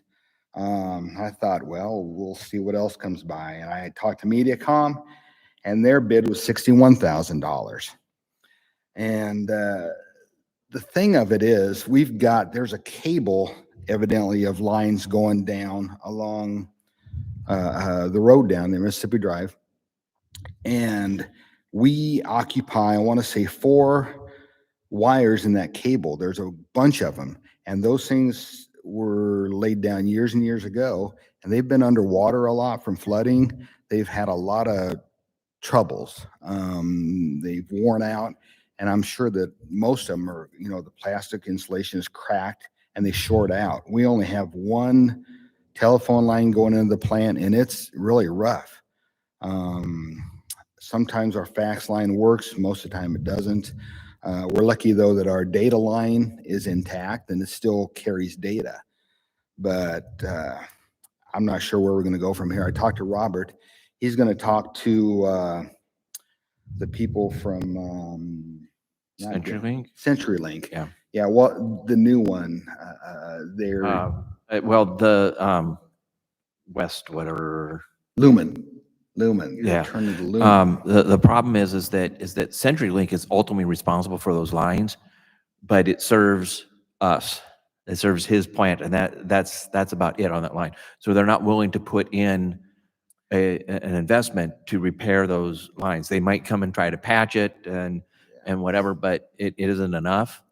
So we're running into problems of just getting a phone line down there. And I don't know what else. I thought about maybe something wireless. I don't know, but I think that'd probably be just as expensive as having them put the new lines down there ultimately.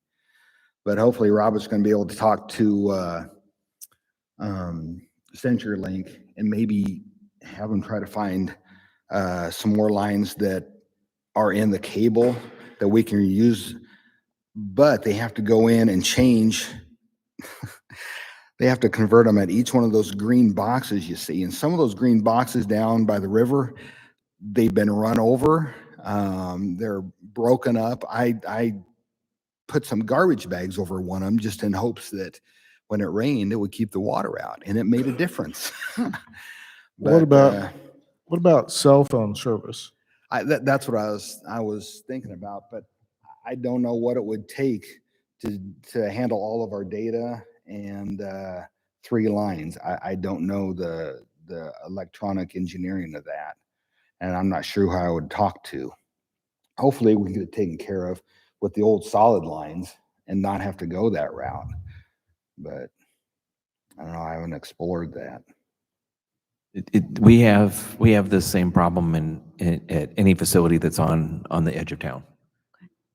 Any of our facilities that are edge of town, we're beholden to whatever service was there to begin with, and they're not willing to necessarily put an investment in. Sewer department operates on a hotspot for data. They do have a telephone line, but we can't get Mediacom or Danville to run a line. Sewer plant, again, on the periphery, hard to get anything to. So this $10,000 increase to that line item of 6373 is kind of repair when you're down? Is that what you're talking about? I wanted to have that in there because I don't know what we're going to be dealing with. You know, if we find a solution that costs $10,000 or $2,000, that'd be great. But I don't. It could even be more. But it's And I definitely don't want to go with a 30,000. right, yeah, because you were saying Danville said 30, and Yeah, then the other Mediacom was MediaCom 60. said 60, double it. So yeah, okay, I Yeah. get it. That was one of my questions. And evidently, they would have to run a line all the way from probably around the post office down the hill and then down to the plant.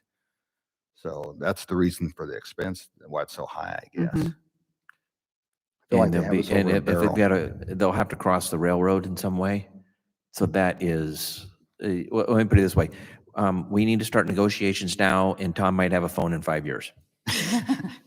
You laugh, I but hate to say it, but most of the About number, right. the time that I give out a number for people to get a hold of me or anybody else in dealing with the plant, I give them my personal cell phone number. I don't like doing that, but I know I can, they can get a hold Rely of on me. it. Mhm. 6380, service calls.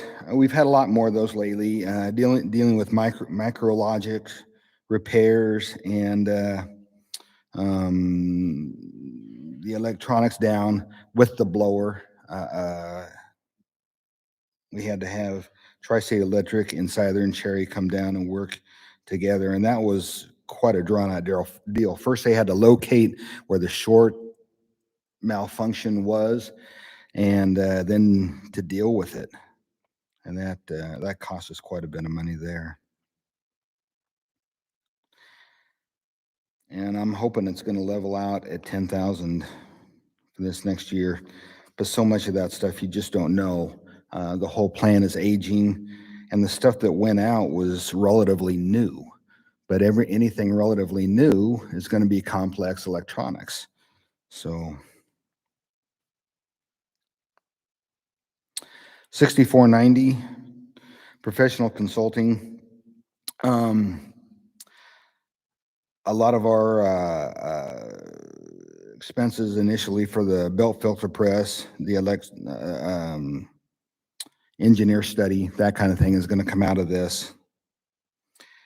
And employee net ask you, the reason it went up $21,000 for this next budget year. It's because that's we're taking half of his fees out of this year and half of them out of next year. And I'm thinking that the city is going to earn that money back just simply by hiring him. 6499, that's our sludge disposal. Chris Lindner hauls it out and Land applies it. 6501, this is probably this is the biggest increase. It's the cost of polymer. We use 3 different kinds of polymer in our processes, and all 3 of them have gone up a lot. One of them more than the other 2 by quite a bit. One of them went up 63%, another 21%, and the third one 7%. On just today, I placed an order of 8 totes of polymer, and that'll probably last about maybe 2.5 months, and that was right about $24,000. And we just can't get around that. Hopefully the new press will use less polymer, but it's, you know, we won't know until we get it in. 65. Tom, Mhm. on 6501, when I came down last year and did a tour, and I'm just trying to remember, you Mhm. had said that, I thought you had said that ADM pays for something. They do. Is that in that? Yes. Well, no, I don't figure that because it doesn't come back in to this fund as far as I know. Okay, could you explain that then? They pay for 2 of the 3 polymers. They don't pay for the most expensive one or the one that we use the most of.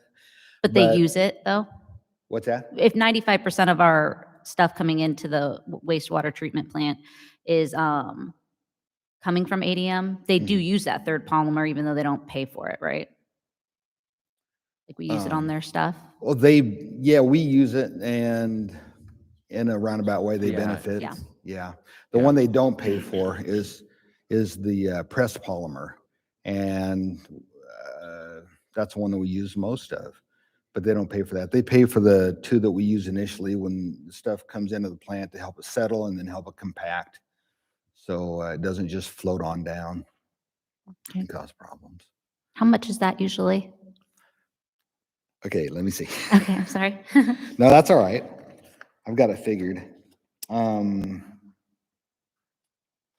Because then this line item going up 75,000 is really for one polymer. Or do we pay half? Is there an agreement like they do half? and we do the No, other they half? reimburse us. Well, they Reimburse. reimburse us. So what it is you'll see, you'll see Okay. it on a revenue line item, but you won't see it on I get it. the expense. Yeah, the one that they don't pay for, I estimated that we'll use 49 totes, 23,000 pounds a piece at $1.42 per pound. And that came out to $160,000 just for the pressed polymer.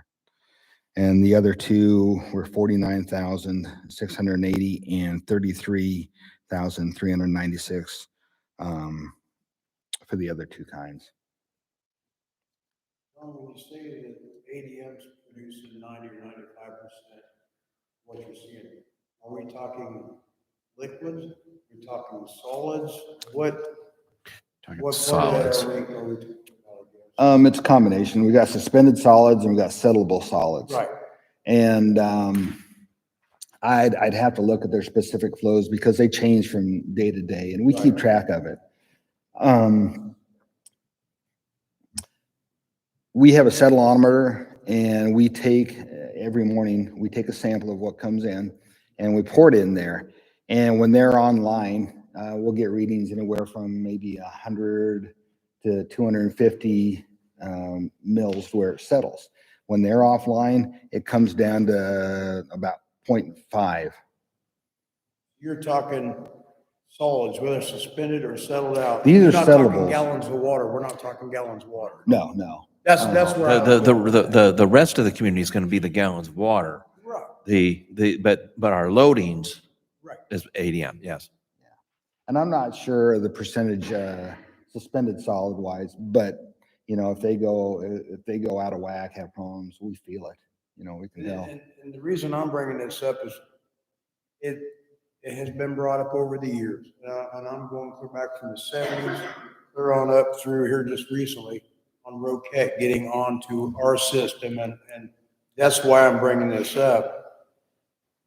That there is a big expense to bringing these factors in, or like you're saying, in a flash, they can completely upset our plant down there and they're scrambling. So these are things that we have to look at in the future. Either bringing somebody else in or another factor or another industry online with it. These are all factors that we have to play into either in what we charge these industries or what we're allowing to come into this plant. And there's other issues that I'm aware of, but we won't bring up here that you guys are addressing. And I commend you for what you're doing Thank you. here recently. And I'm really surprised you're having good luck getting your chemicals. I know how the industry is, and Yeah, I've spent a lot of years down here at the water plant okay. on the maintenance side of things too. So, Mhm. and I've been doing this for almost 30 years. So totally commend what you're doing. Thank you. They have, yep, they have a dedicated line. It's more or less our industry line, surcharge line is what we call it. And I'm not sure if there's other industries along the way that tap into it, but it comes in, and I want to say it's a lift station just inside the fence, but right across our own little access road. And you can see it if you drive by, but there's a wet well. Oh, we can tell. Yeah. We can tell who's giving us what. It's kind of funny, but if we have a lot of sellable solids come in, they're certain color, you know, sometimes even a certain smell, you know, you can tell where we're getting stuff from. That's terrible to admit, but. And I've worked with the people at ADM, and starting last summer, I went out there and toured the plant. I wanted them to show me what was going on. I wanted to show me where their waste stream starts, you know, to try to help them solve some problems. And I thought I gave them some good advice, and they were going to work on things. And I also had a conversation with the manager, and they were going to get some new equipment and to help them out. And they had a lot of turnover, and they were working on their problems, but some of them I think they were able to fix, but evidently some of them they weren't. So we're going to get on that.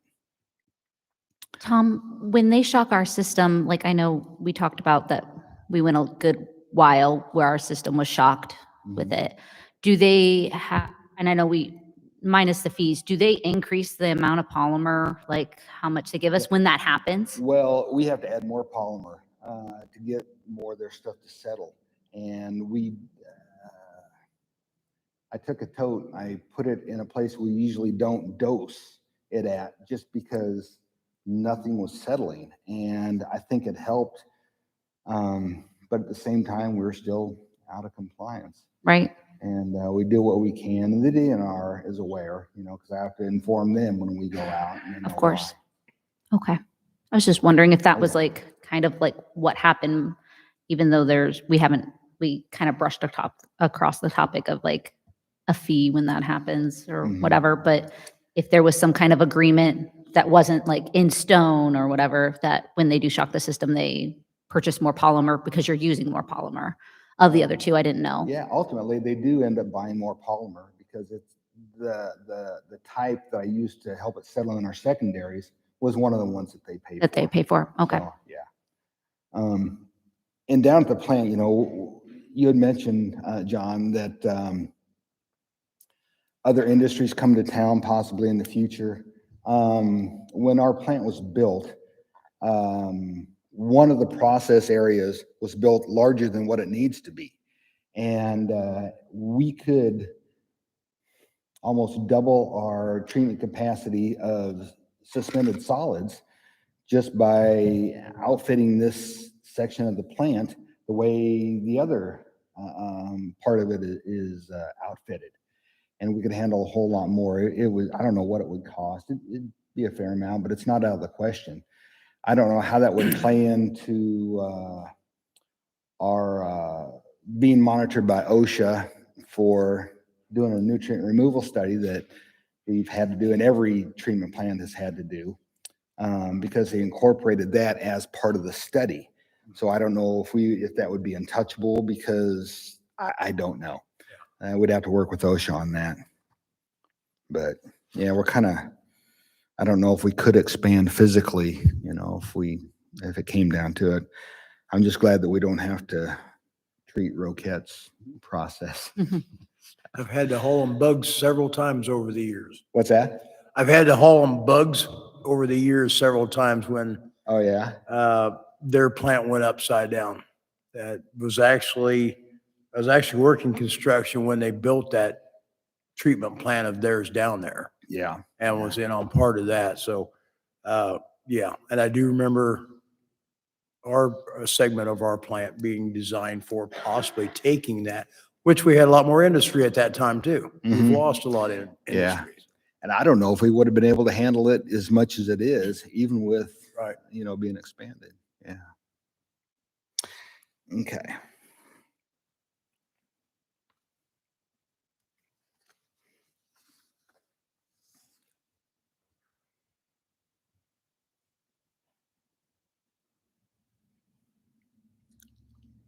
On 6506, a lot of that was COVID related. Let me see where it went. Yeah. And we're leaving that. That's the same as the current budget. 6507.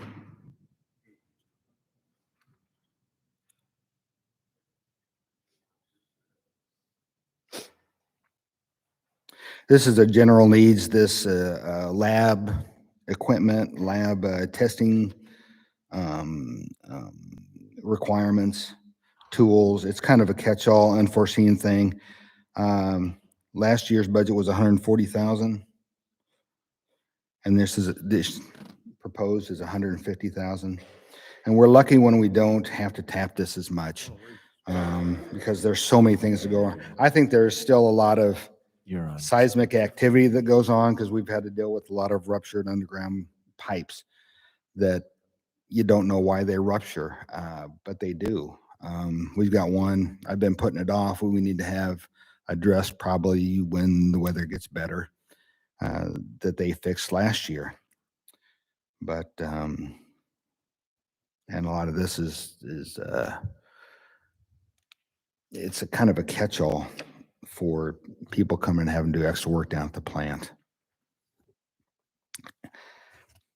And that's what I got. Are there any questions? All right. Thank you, Thank- Tom. Thank you. Thanks, Tom. Okay, would everybody like to take 10? Yep. Before we go on? Yep. Okay.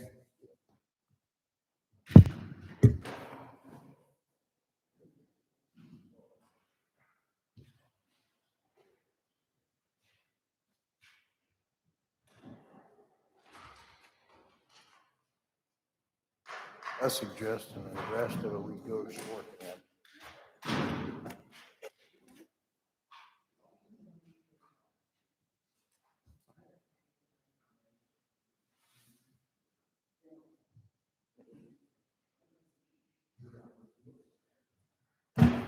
Yep.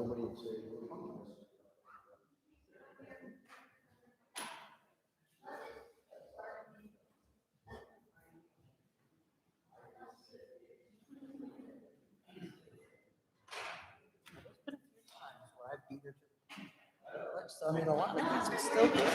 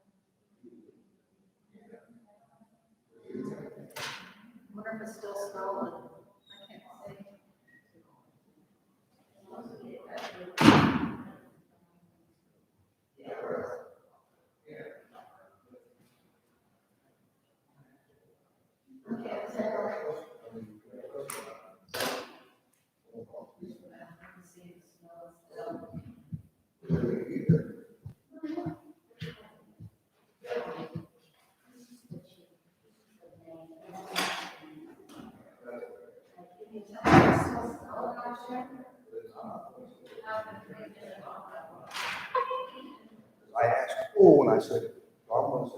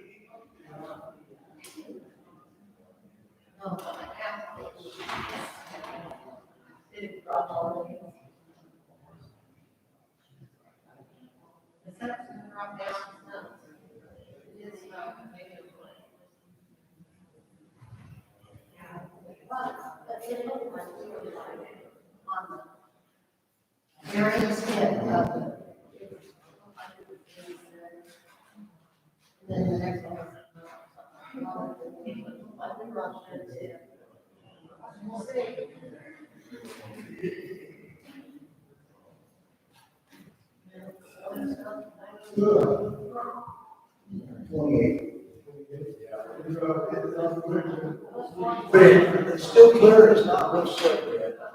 There's nothing bad. No, there's. There. I think what it is we're having some of the same problem in the bedroom. And what it is these walls down exposed. Really, and so, we're thinking that we was behind it is to create moisture. So, that was what I was just trying to figure out.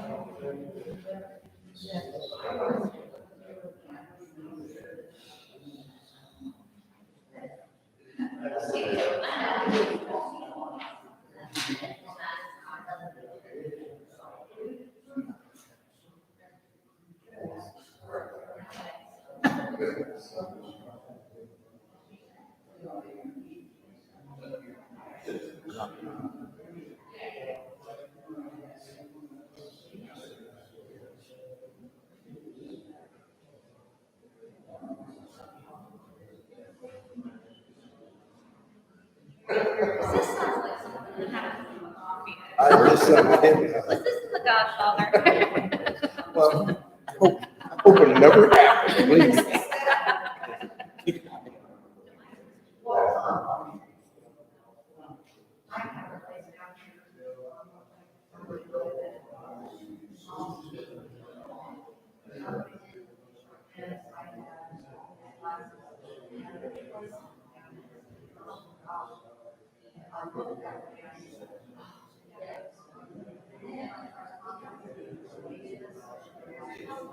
Oh.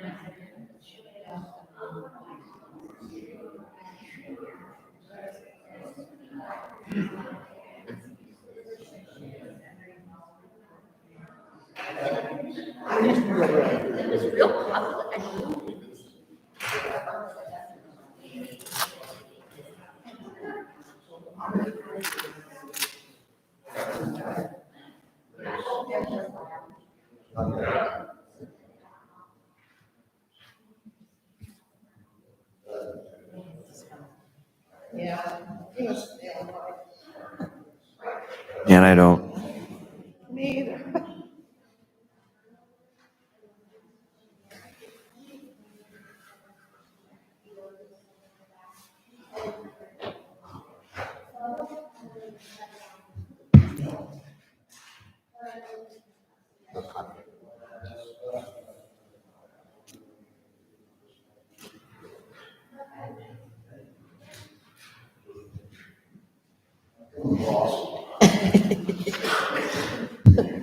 You're the one that said you wanted out of here sooner. All right. Everybody ready? Okay, so these are the different administrative accounts. For mayor council, the biggest changes were 60-20, which is salaries, with the movement of several portions of several salaries out of the fund. You'll see a reduction there. And for 6240, which is our travel line item, travel could be less depending upon travel restrictions.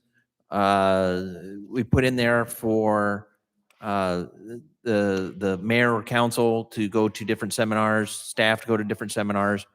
In the past, the mayor and myself have gone to Washington, D.C. as part of the regional trip that is organized through the Greater Burlington Chamber of Commerce. They've not had it for the last, because of COVID, they didn't have it in 20, they didn't have it in 21. I don't know if they'll have it here in 22. Additionally, some conferences are still allowing a web-based attendance, which brings down the cost of travel. So for the Grand Theater, the biggest thing is under capital improvements, which is 3750. That's for new carpet, though the Grand Theater has submitted a request for some additional funds through a hotel motel. You have a letter in front of you requesting the ability for what they would like to do is be able to market the facility as a place to have wedding ceremonies. And so with the extra funds, they want to purchase amenities that could be used at a wedding, such as a white curtain backdrop, metal arch with flowers, some white chairs for a small stage wedding, etc. What they believe is the initial costs are in the range of $5,000. The added venue for the theater would increase rental funding and promote the added tourism to the city. So for that reason, again, you can read the entire letter. They're requesting for an allocation through the hotel motel fees. When we get to that, the only change in hotel motel from last year to this year was the 5% increase in funding to the Tourism Bureau. So if you want to make that request change, let me know, which means that the draft budget you have in front of you is immediately void and null, but knowing that it would only be a change in $5,000. That was going to be my question, is how much are they requesting? Is it just the flat It's- 5? Well, what they're saying is the initial costs are around $5,000. So if we allocated $5,000 and it was $6,000, they'd have to come up with the other $1,000. If we allocate $5,000 and it's $4,500, it's $4,500. Okay. And they've never asked us for hotel motel tax Previously? previously. No. This is their first The- time. And in fact, their budget is reimbursed through the foundation. Right. Yeah. Right. Cole, do we have a slush account in the hotel motel with this year's planned budget? I know in years past, we didn't allocate all of it because we held on some so that if organizations came throughout the year, we had some. We've eliminated the slush fund, but I will tell you that 73% of hotel motel right now goes towards tourism-related organizations. We're only required to do 50 or 51%. I can't remember if it was 50 or 51% through the Iowa code. So we're far exceeding that. Any additional funds that aren't spent on tourism activities are just going into the general fund to help the bottom line. So what we used to reserve for that slush fund, did that then get reallocated to general fund, or did we just start committing more to the tourism up front and that's where it went? No, it got reallocated back into the general fund. Okay. For new council members, a couple of years ago, when organizations would come in maybe in mid-year and want a funding request from the city that wasn't during budget session. There was $25,000 that the city council could then allocate out of that with a maximum, I believe, of $2,500 or $5,000, depending upon the activity. When the pandemic hit, hotel motel tax took a drastic hit, and we eliminated that slush fund. What I would suggest is let's see how it comes back this year. I am projecting an increase back to around what was projected for 2020, which is $250,000. I think that when Kirk was here, he indicated that he was expecting $280,000, $285,000. I'm not quite as optimistic, but if it becomes $285,000, certainly that would give you the opportunity to reinstate some, if not all, of that slush fund. Councilmember Garcia indicates that Janice from the Grand Theater reached out to me and stated that she and the Grand would be super thankful for anything we were able to give. I would like to give something if possible, even if it couldn't be the full 5,000. That's from Councilmember Garcia. I also agree. I think that, they've never come before asking us for it. I do remember when we had the hotel motel, whatever work session that was, we talked about Rolling on the River and how they had asked us for 2,500, but they didn't use the 2,500 the year before because it got canceled. So in my mind, if this is a one-time deal, we kind of have 25, I know we don't, but we didn't spend it last year on Rolling on the River. So we have this around that we could make up that to go to this. If that's the council's desire, we can add that back in. And I also think that maybe some of the money that goes to tourism might be able to be transferred over there. We had Eagle Days at the beginning of the year here, and our Eagle Days were almost all advertised for Montrose, and all day Sunday was at Montrose. I had a friend that comes and takes pictures. She came to Keokuk and she stayed in Fort Madison because it was closer to Montrose. On Saturday, they usually have it down on our riverfront. We didn't have it in the mall, which I can sort of understand, but we have a great big church that we may have been able to use on our riverfront. My husband and I came down, went to Montrose, and there were no eagles, none, because the water's froze over. You have to be below the dam most of the time. And so when that question came out as to how come there were no eagles up there in the paper, it said, well, next year maybe we will run a tourism bus from Rampart to Montrose. That makes no sense when the day before, I have a picture on my phone, there were 33 eagles in one tree on our riverfront and none at Montrose, and I think that's a bad use of our tourism money. I have a real problem with that. So maybe we need to say, instead of giving an increase to tourism, maybe we can take that $5,000 and give it to the Grand Theater. The 5% increase that is reflected in the request from tourism would equal $6,250.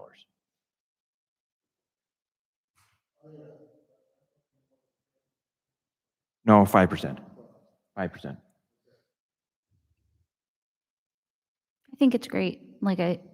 For weddings, I know I did talk to Janice too, and they talked about building like an arch so that they could have something there. Right. And that they could reuse that for, other things too, since it's there, and a white backdrop. I just think usually weddings attract people to stay in hotels and do all that. So why not? It seems like it's a one-time deal. I say it's a go for me. Okay, so the question, I think, is not, should we give the $5,000 to the Grand Theater, but how should it be? Where does it come from? Yeah, where's it coming from? Because the mayor is suggesting that that we not allocate the 5% increase to the Tourism Bureau and reallocate that amount to the Grand Theater for their request.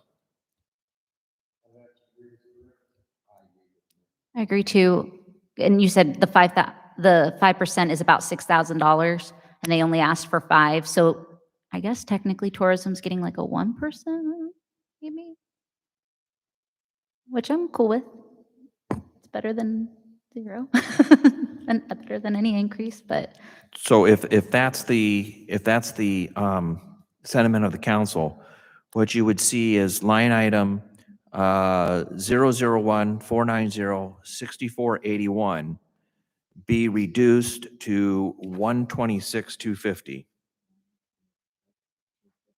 And we would take line item 001-490-6380 and put that at $5,000, which then would create no change to the bottom line of the budget. That was good. sorry, Kirk. But yeah, I agree. Right? Cole, do we know, while we're still on the hotel motel tax, with the Main Street facade grant, I know that had to go away for a little while. Are there future plans for that to return? Again, When we see if better the numbers? yeah, if we see those numbers come up, then certainly. I want to see us get to the 250 first, because at 250, that's when we were funding those other items. We hit the 250, then certainly next year I'll come back and put those back in. Hopefully, what it is Kirk's projections are correct, and we hit 280. But 280 was 3 years ago that we hit that, I believe. And that's when the Baymont was still worth staying at. So. Okay. Hey, Cole. Yes. I know we have a lot to get through, but I did have a couple of questions when we were in mayor and council. Do you want to discuss that? Do you want to go all the way through and then discuss it at the end, or Well, as we kind of work our what way? questions do you have? I mean, we can go back to it. That's fine. Okay. I just didn't want to get too far and then be like, No, "Mm, no. sorry." Go Okay. go ahead. I'm trying to move a little. I know, faster. I know. That's all right. I would just feel bad if I asked other, No, go ahead. I just know that it's important. So, on 6010, which, you talked about that, we're moving those salaries. Right. But the title says full-time mayor and council, and should that not say like staff, full-time staff, or that kind of title? I just think it has the illusion of something else when it's not. Like, I believe the rest of us, and the mayor included, are down on 6020. Correct, but what it is we have to change the title of the entire department then. Because what it is when it says full-time mayor and council. Oh, I get what you're saying. Okay. Right. Okay. Yeah. So What, just to be what- clear, 6020 is talking about staff because Yes. mayor and council So, are yes, because- part-time. Yes, because they're down under 60/20, yes. Right. What would have been a better title is general government or administration. Right. But when it was put into the system, it was put in as mayor council, so therefore, yeah. That makes sense. I just wanted to make it clear for the public because I know I was like, wait, no, we're not full-time. And then when we're at 6020, we went from 68 to 38. Was that also the movement of some of staff into those other departments too? Which line item was that again? I'm sorry, it was 6020. Yes, Okay. yes. So I'm sorry, I didn't point that, I should have pointed that one out. Yeah, because in 60. This is such a big savings, yeah. 610, 6020, current budget is 68,122, and we went to 38,122. The 30,000 for this year was for the half a year that Celeste and Jean are working at the same time. Both together. That makes sense. Yes. Okay. And then I think you talked about 6240, which was travel. I think you were talking about DC, I believe. Yeah. And you went down by 2,000. Correct. It just seems like there's a lot of cushion. What's the reason there for It, that? well, Because of the pandemic or? well, yeah, the reason why that is down so much, and understand that when you look at last year's budget of the 2,000, that's after an amendment. Okay? Okay, got it. And normally we're at $10,000. Mhm. Because if two people go on the DC trip, you're talking a couple $1,000s each. Right.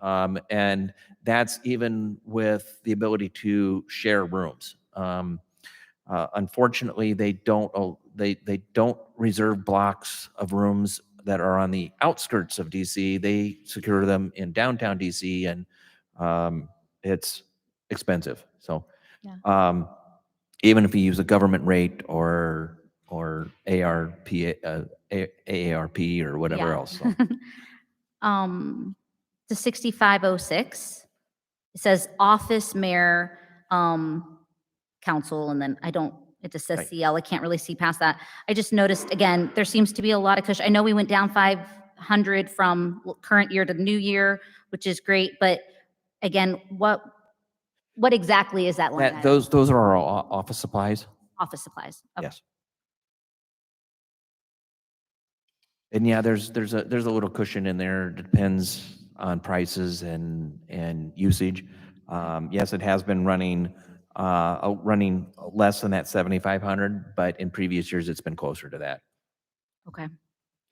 And then I was looking at 6490. Again, we did a $3,000 decrease there, which is great. I was just wondering what we're decreasing there. It says other professional fees, data processing. 6490. 610, 6490? 611, 6490. I'm sorry, I should have Okay, explained that. okay. So that's under data processing. Let me get there. That is 6490. So yeah, those are our different fees that we have for licensing, and we're just they're coming way less than what we've estimated those to be. So.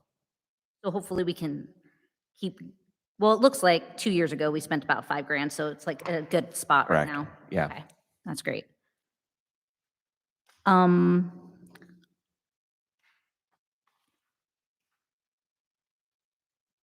Miscellaneous was down $7,000. Oh, All right. I'm sorry. Yeah, you're Six- jumping ahead. I might be able to get to some of those. Okay, I'm sorry. I thought right. I thought we were on Grand Theater. I thought that's where we were. I thought this was still in council. Okay, that's why I wanted to stop. Yeah, okay. So we're up to 001, 640, 6411, which is legal fees. This is our third year of having Jim Dennis as the city attorney, consolidating all other legal costs under one line item. So we're getting better projections on where we're going to be.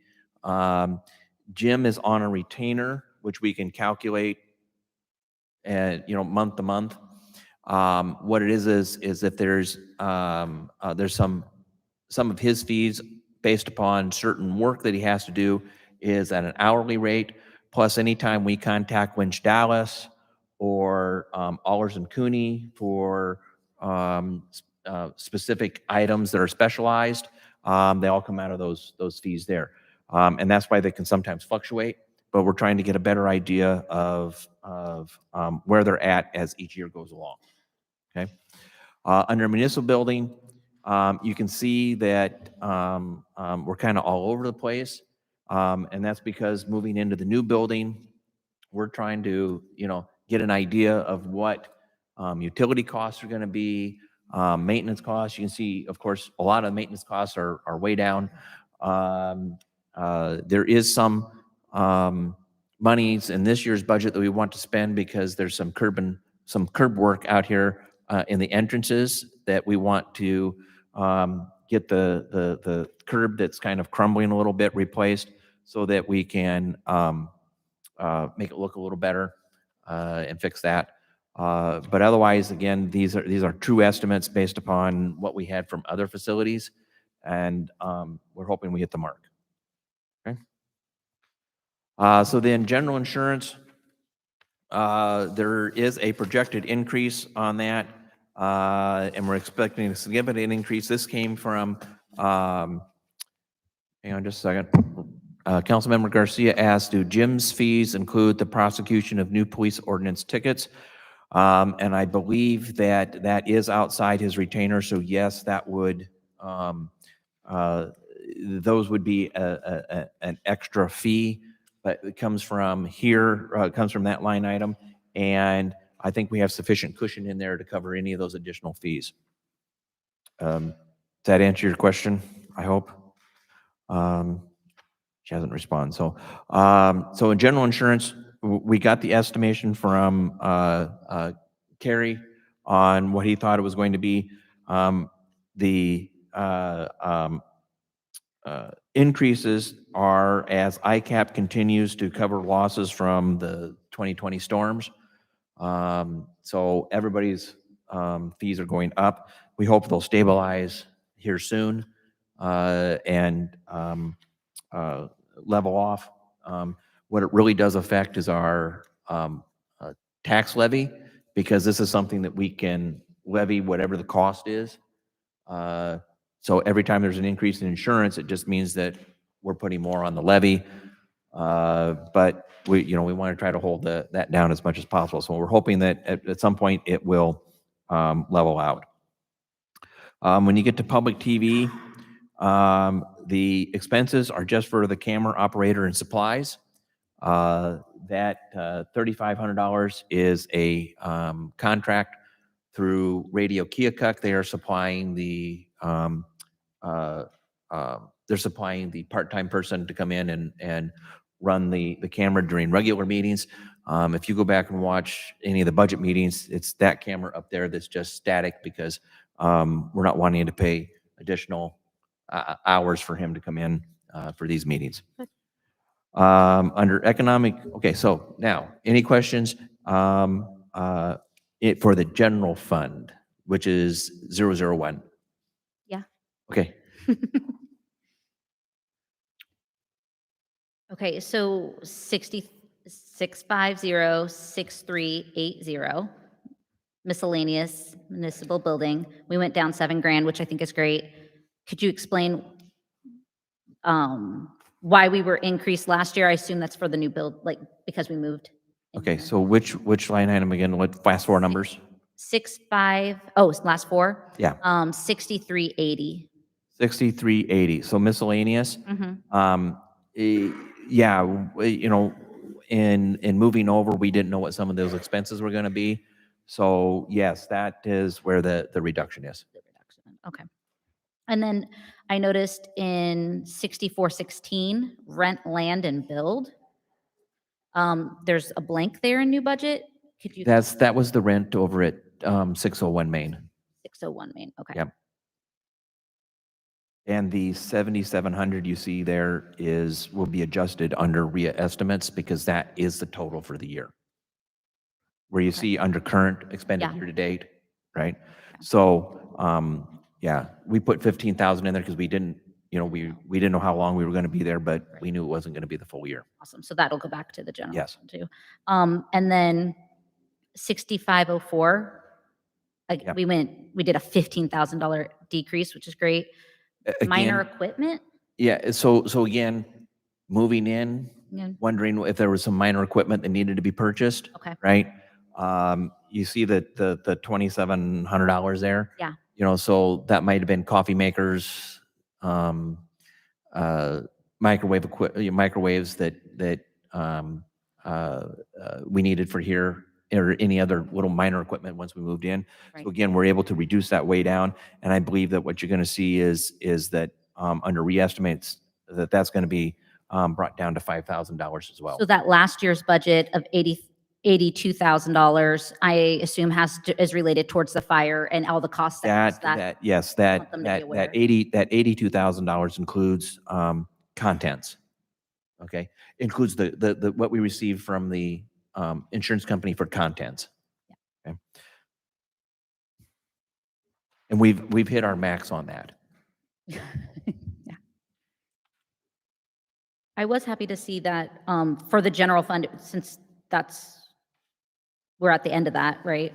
That we were able to say, drop our current budget of 1,818,438 to the new budget of 840,000. I'm going to tell you that there is one change, however, right? That, okay, that's the 1 reason million why I gave you change, okay. but Okay. there's one change, it's under parks. We did not budget for the trail project. So that increased approximately $1.1 million. But you have to remember that when you look at the summaries, Mhm. look at the operational versus when we separate out the capital. Because our budget, you will see our budget in the general fund increased, but it's because of capital expenses. Right. And the trail is paid for 100% from outside funds. Okay? Okay. So yes, the bottom line, everybody says, well, you're spending more. Bottom line is yes, we are, but we also have additional revenues to cover those expenditures. Okay. You have to look at it in its totality. You can't look at it in, out of context. It has to be taken in its full context. Okay. Thank you, Cole. We're up to economic development, which is 160, it's Department 160, and 160-660-6408. I'm sorry, 160-521-6380. There's $60,000 for KEDC and $2,900 to Southeast Iowa Regional Housing Authority. That's our annual contribution to them to help with housing needs and administering the CDBG grants and other things that they do for us under that. With 160-552-6380. You'll see that zeroed out. That is the targeted jobs program. And the industries that we're participating are no longer in the program because their eligibility ended. They ran the course. There was only so many years that they could participate. Oh. And so, and again, that was one of those in and outs.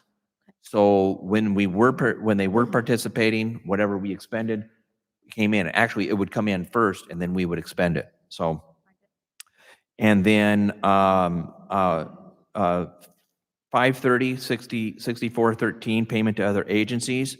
That is the CDBG housing grant. That is what where we're expending those line items. We pay that to Southeast Iowa Regional Housing as the projects are finished up. That then also comes back as a reimbursement for the grant. Okay. When you look at the ARPA line items, the funds are allocated as approved by the City Council, and some funds will be transferred in fiscal year 22, with the remainder in fiscal year 23, with the exception of $150,000, which will be for the demolition of housing, as we spoke before, in fiscal year 24. Okay. All funds have to be expended by August 6, 2024. So by allocating that $150,000 to be spent before June 30th, 2024, we should be okay. Right? In debt service, what you will see is that there's a big jump in the 2016 A and B. That's because they will be refinanced with a combined issuance for the Water Pollution Control Press project. The portion in debt service is for the refunding portion only. The WPC portion will be paid out of the sewer fund, but you will see that there's a couple $1 million for the A and the B. That is what we would owe on those at the time, the principal to pay them off.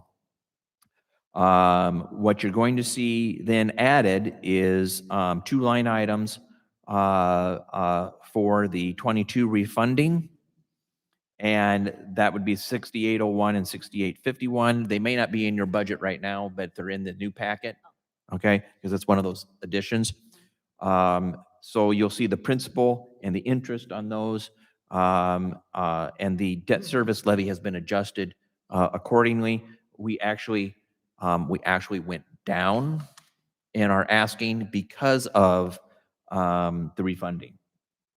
Okay. When you get to capital projects, 6761 is the sidewalk program, and we've put $20,000 in there again. We have had some participation. I can't tell you the exact amount right now, but we have had some participation in that. It is getting out there a little bit. 6790 is the continuation of getting work done in the cemetery on the streets. This is where we buy the concrete, and Hickey Contracting will go out and do the work. It's very beneficial to us, and we like getting stuff done. When you look at 303-768, line items 6320 to 6599, this is the expense for the Southeast Iowa Development Center.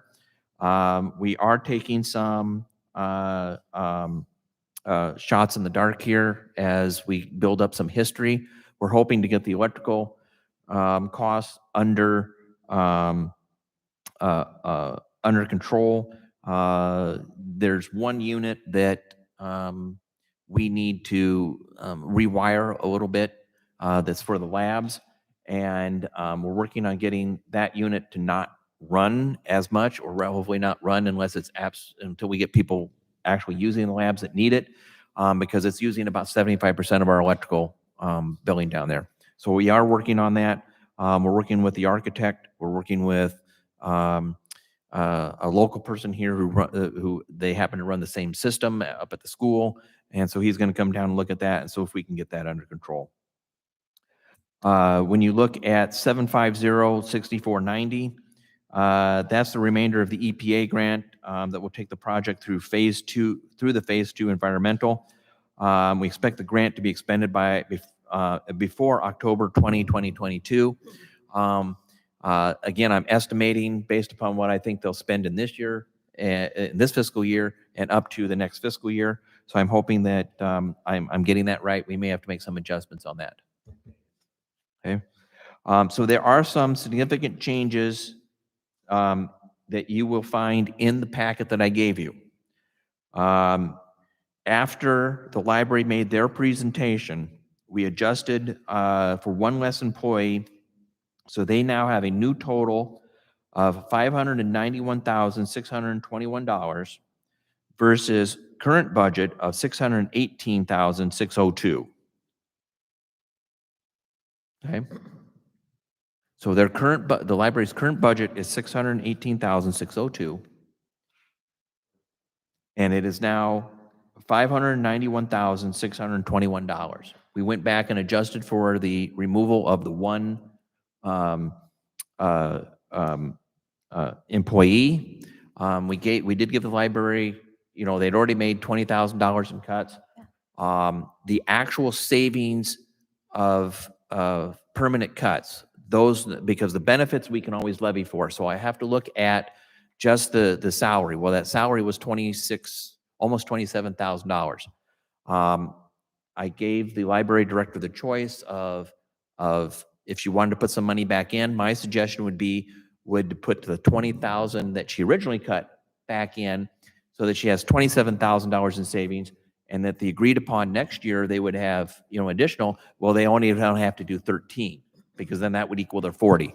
What she chose was to put the $26,000 back into the budget and maintain just a $20,000 permanent cut. So that was her choice. She took the $27,000 in savings from salary, put that back into the budget, but she still has the $20,000 in the original cuts. Okay. And then, as I mentioned before, the Parks capital includes a trail project of $1,182,371.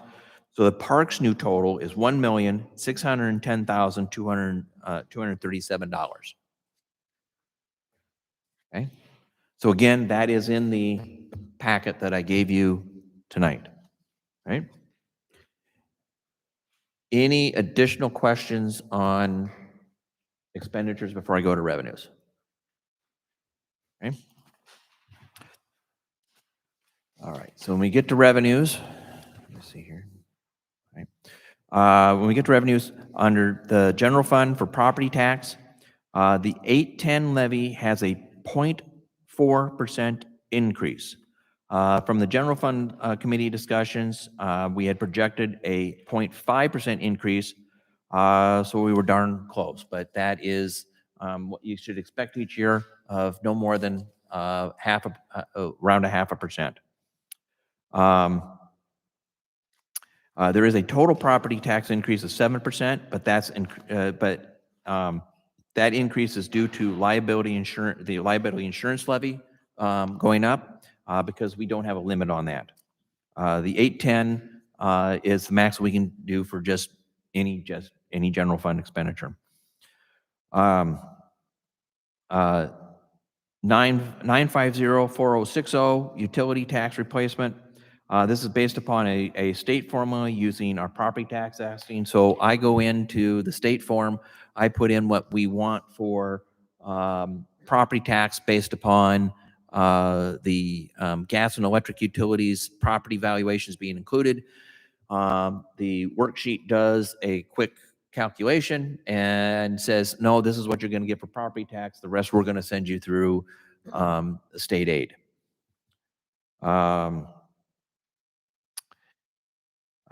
4075, which is the gaming tax. The revenue has rebounded from 2020, and I expect the revenues to be at pre-pandemic levels. However, the revenues have been known to fluctuate from year to year.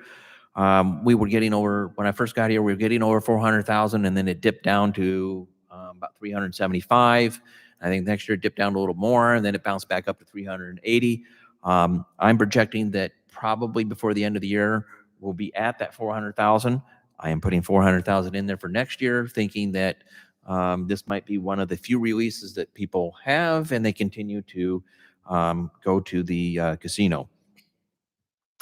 With 4085, which is the hotel motel tax, which is the same as the gambling revenue, is that the revenue seemed to have rebounded from 2020, though I don't expect the 280,000, which was estimated by Kirk. I would love it if it did, but right now I'm really expecting about 250,000.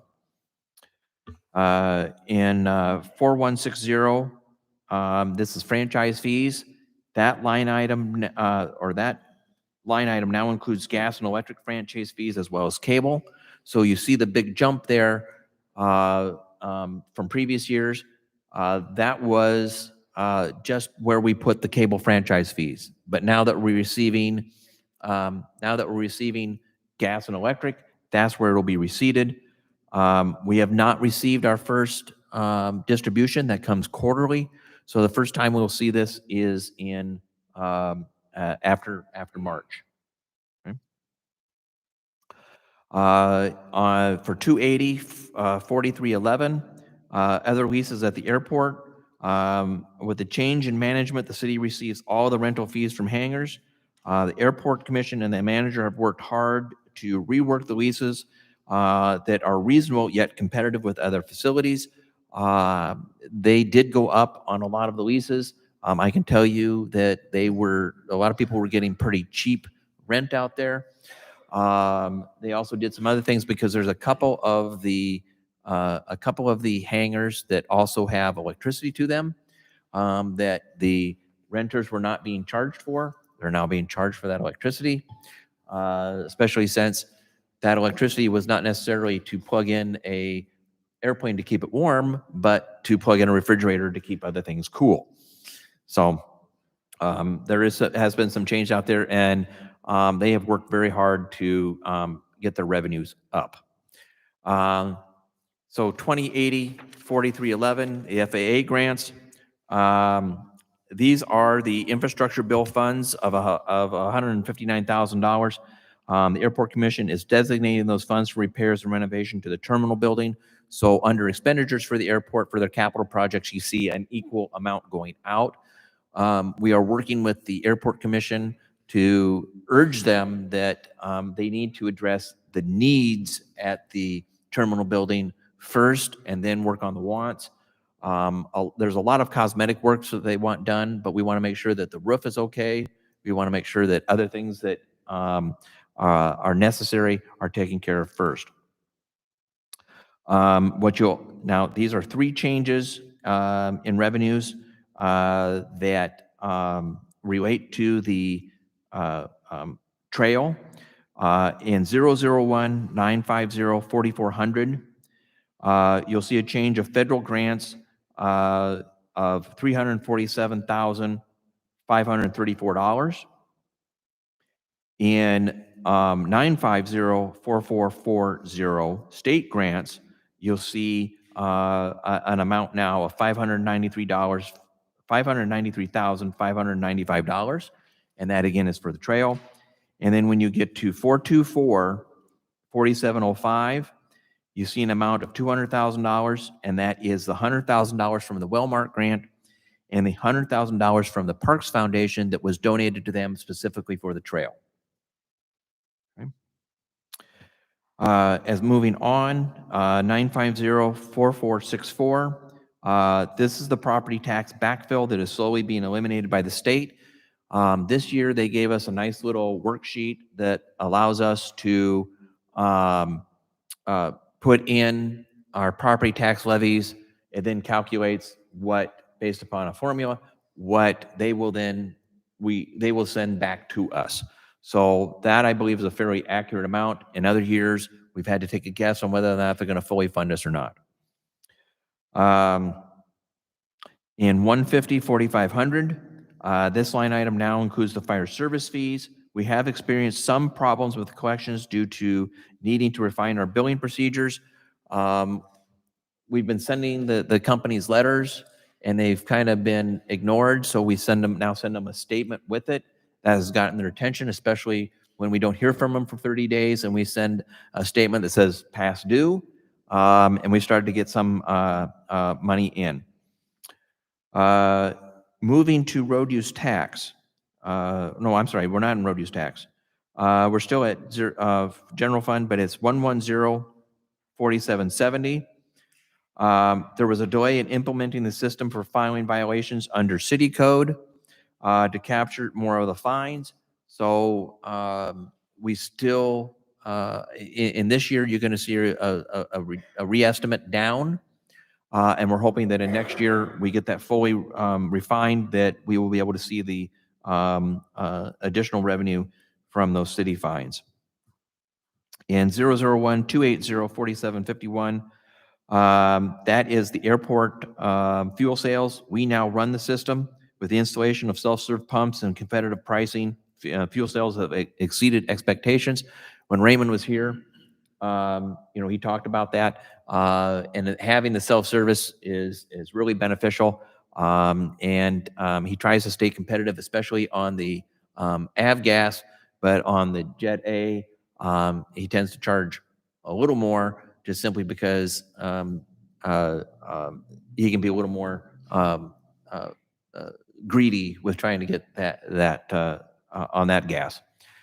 And then 950-4715, the revenue that comes there are refunds from ICAP for property and vehicle damage claims. So when Dave was up here and he was talking about how they had an accident with their one of their cruisers, and we received money back from ICAP. This is where the money goes. Also, when we had a guardrail out on 7th Street, I think, that was hit. When we get the insurance money from that for that repair, this is the line item that goes into as well. Okay, so these are the refunds for that. So when we go to road use tax, we go to 112-950-4000. This is a new line item, so you'll see that there is no previous history, or if there's history in there, well, there is no previous history, and that the increase is due to the additional employee benefits for road use tax employees. Okay. Oh, I'm sorry. I was looking at transfers, thinking of transfers, but this is the increase under under that levy is due to the additional benefits for road use tax employees. That's $151,000 that for road use tax employees benefits. There is also additional increases for regular employees as well. That is a levy item that has no cap on it, so it's whatever we need in order to meet our obligations for those expenses. Local option sales tax reductions are based upon reduced collections due to franchise fees. So when you go through the local option sales tax, the budget that the current budget you see is what has been amended. But those all have been adjusted going forward and for the current year to reflect the loss due to franchise fees. Okay. And the ARPA funds, that is the second half distribution of $700 some thousand dollars that will come on August 6th of this year. Now we move to road use tax. So when you go to 110-211-4430, road use tax, the reductions you see there are to the loss of population and reduction in the population allocation from the state. So we got hit twice on this because our population dropped and because there's actually more people in municipalities, just not ours.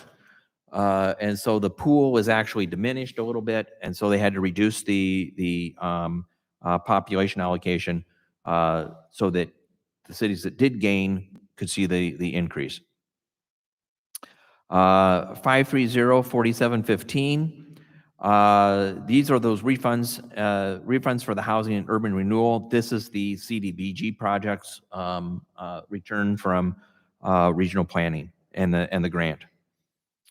Now in 110-910-4830, the transfer in from employee benefits levy to the road use tax. This is the first year that we will be having that that transfer in, so there would be no history on that. Paul, Yeah. Oh, am I missing? Yeah. Sorry. Sorry, I'm trying to keep up, but All right. the slideshow didn't go with. Yeah. Okay. Sorry. So what was the last one you were on? I was on 110-910-4830. Yep. All right. Yep. And then 304-750-4400. That is the reimbursement for the LChem project.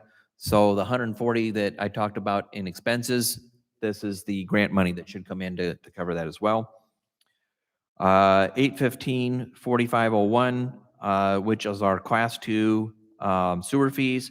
I've reduced it based upon the history, though the 6-month history shows halfway to the current budget, which is higher. It fluctuates a little bit, but those class 2 fees have been down in the last couple of years, but our halfway amount would get us to what we budgeted for this year. Okay. And then 670-840-4500, which is our refuse fees. That reflects the increase that we implemented on January 1 and the increase that will go into effect July 1. Okay. And then just some breakdowns here. The total property tax levy increases. This I didn't update this, and I apologize because I think it changed. I think we're actually at about 55 cents of valuation, but there was a reduction in debt service that allowed us to not go any higher. There are significant increases in the employee benefits levy. Total general fund revenue increase by $276,279, and that was not including the capital or the grants for the trail, but that $276,000 includes $283,000 and change for ARPA funds. What I will tell you is that the general fund is in a positive balance for next year. So we're in the black. And it's not only that we're in the black as far as revenues versus expenditures, but we're in the black as far as what we have in the bank. So we have at least started the bilge pumps going and stabilized the ship a little bit. So I know I went through that fast. Yeah, so I went through that fast, but any questions anybody has, if you, after looking through your packets that I gave you tonight, if you have any questions, do remember that the only change we made tonight does not affect the bottom line. So at least all the summaries are correct. The only thing that changes in that hotel motel tax, shifting some funds around there. But otherwise, the bottom lines are all correct.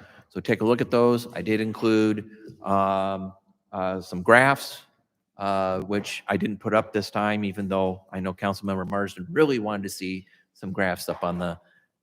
I just think visuals help the public to understand. So, and which- me, I need visuals too. So, Which we will do as part of future presentations. thank you so much. Oh, we will have that as part of future presentations, but that's all that I have unless there's any questions. I have one question. Yeah. Back in the insurance area, 001-660-4715, it's refunds general insurance, and 823,000 coming in with no change between the years. I just wanted to verify that that wasn't anything that was missed due to the new building or anything like that.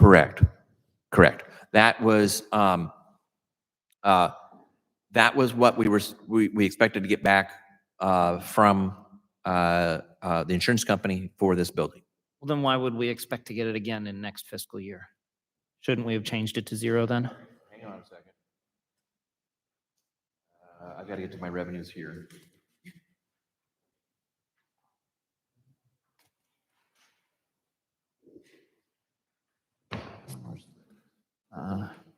Yes, it's the new one. It's page 2 of the reestimates packet, the new one. Oh, from the reestimate, okay. H2 reestimate.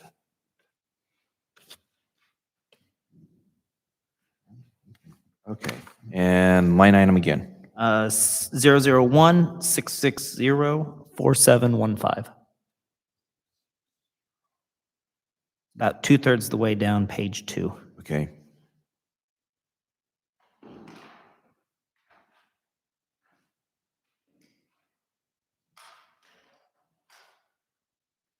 Oh, so what you see is when you see the new budget, we're still expecting to get the 823,000 in this year. When you're looking at reestimates. Okay, so I'm only looking, so new looking at- budget still means current year? on Yes. The reestimate page? Yes. Yes. Well, I've been confused the last half hour. You're not alone. Yeah, thank you for that clarification, yes.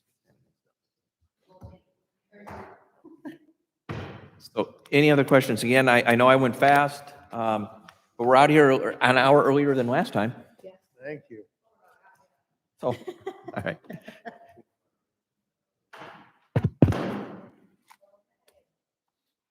Do I have a motion to adjourn? So moved. Second. All those in favor? Aye. Let's go home. As a reestimate of the current budget. Correct. New budget is, When you're looking at Oh, yeah. and new budget is Is- still current. is still current When budget we're on a looking reestimate. at Expenditure. Yeah, you can keep them up. Next year's budget. Exactly. And when we were looking at revenues. but not the revenue. All right. Got it. Reestimates, new budget is current. Well, it's done as far as I'm concerned. Awesome. That'll help me when I get my mind back. Last time I turned it off, somebody. I sent it to you.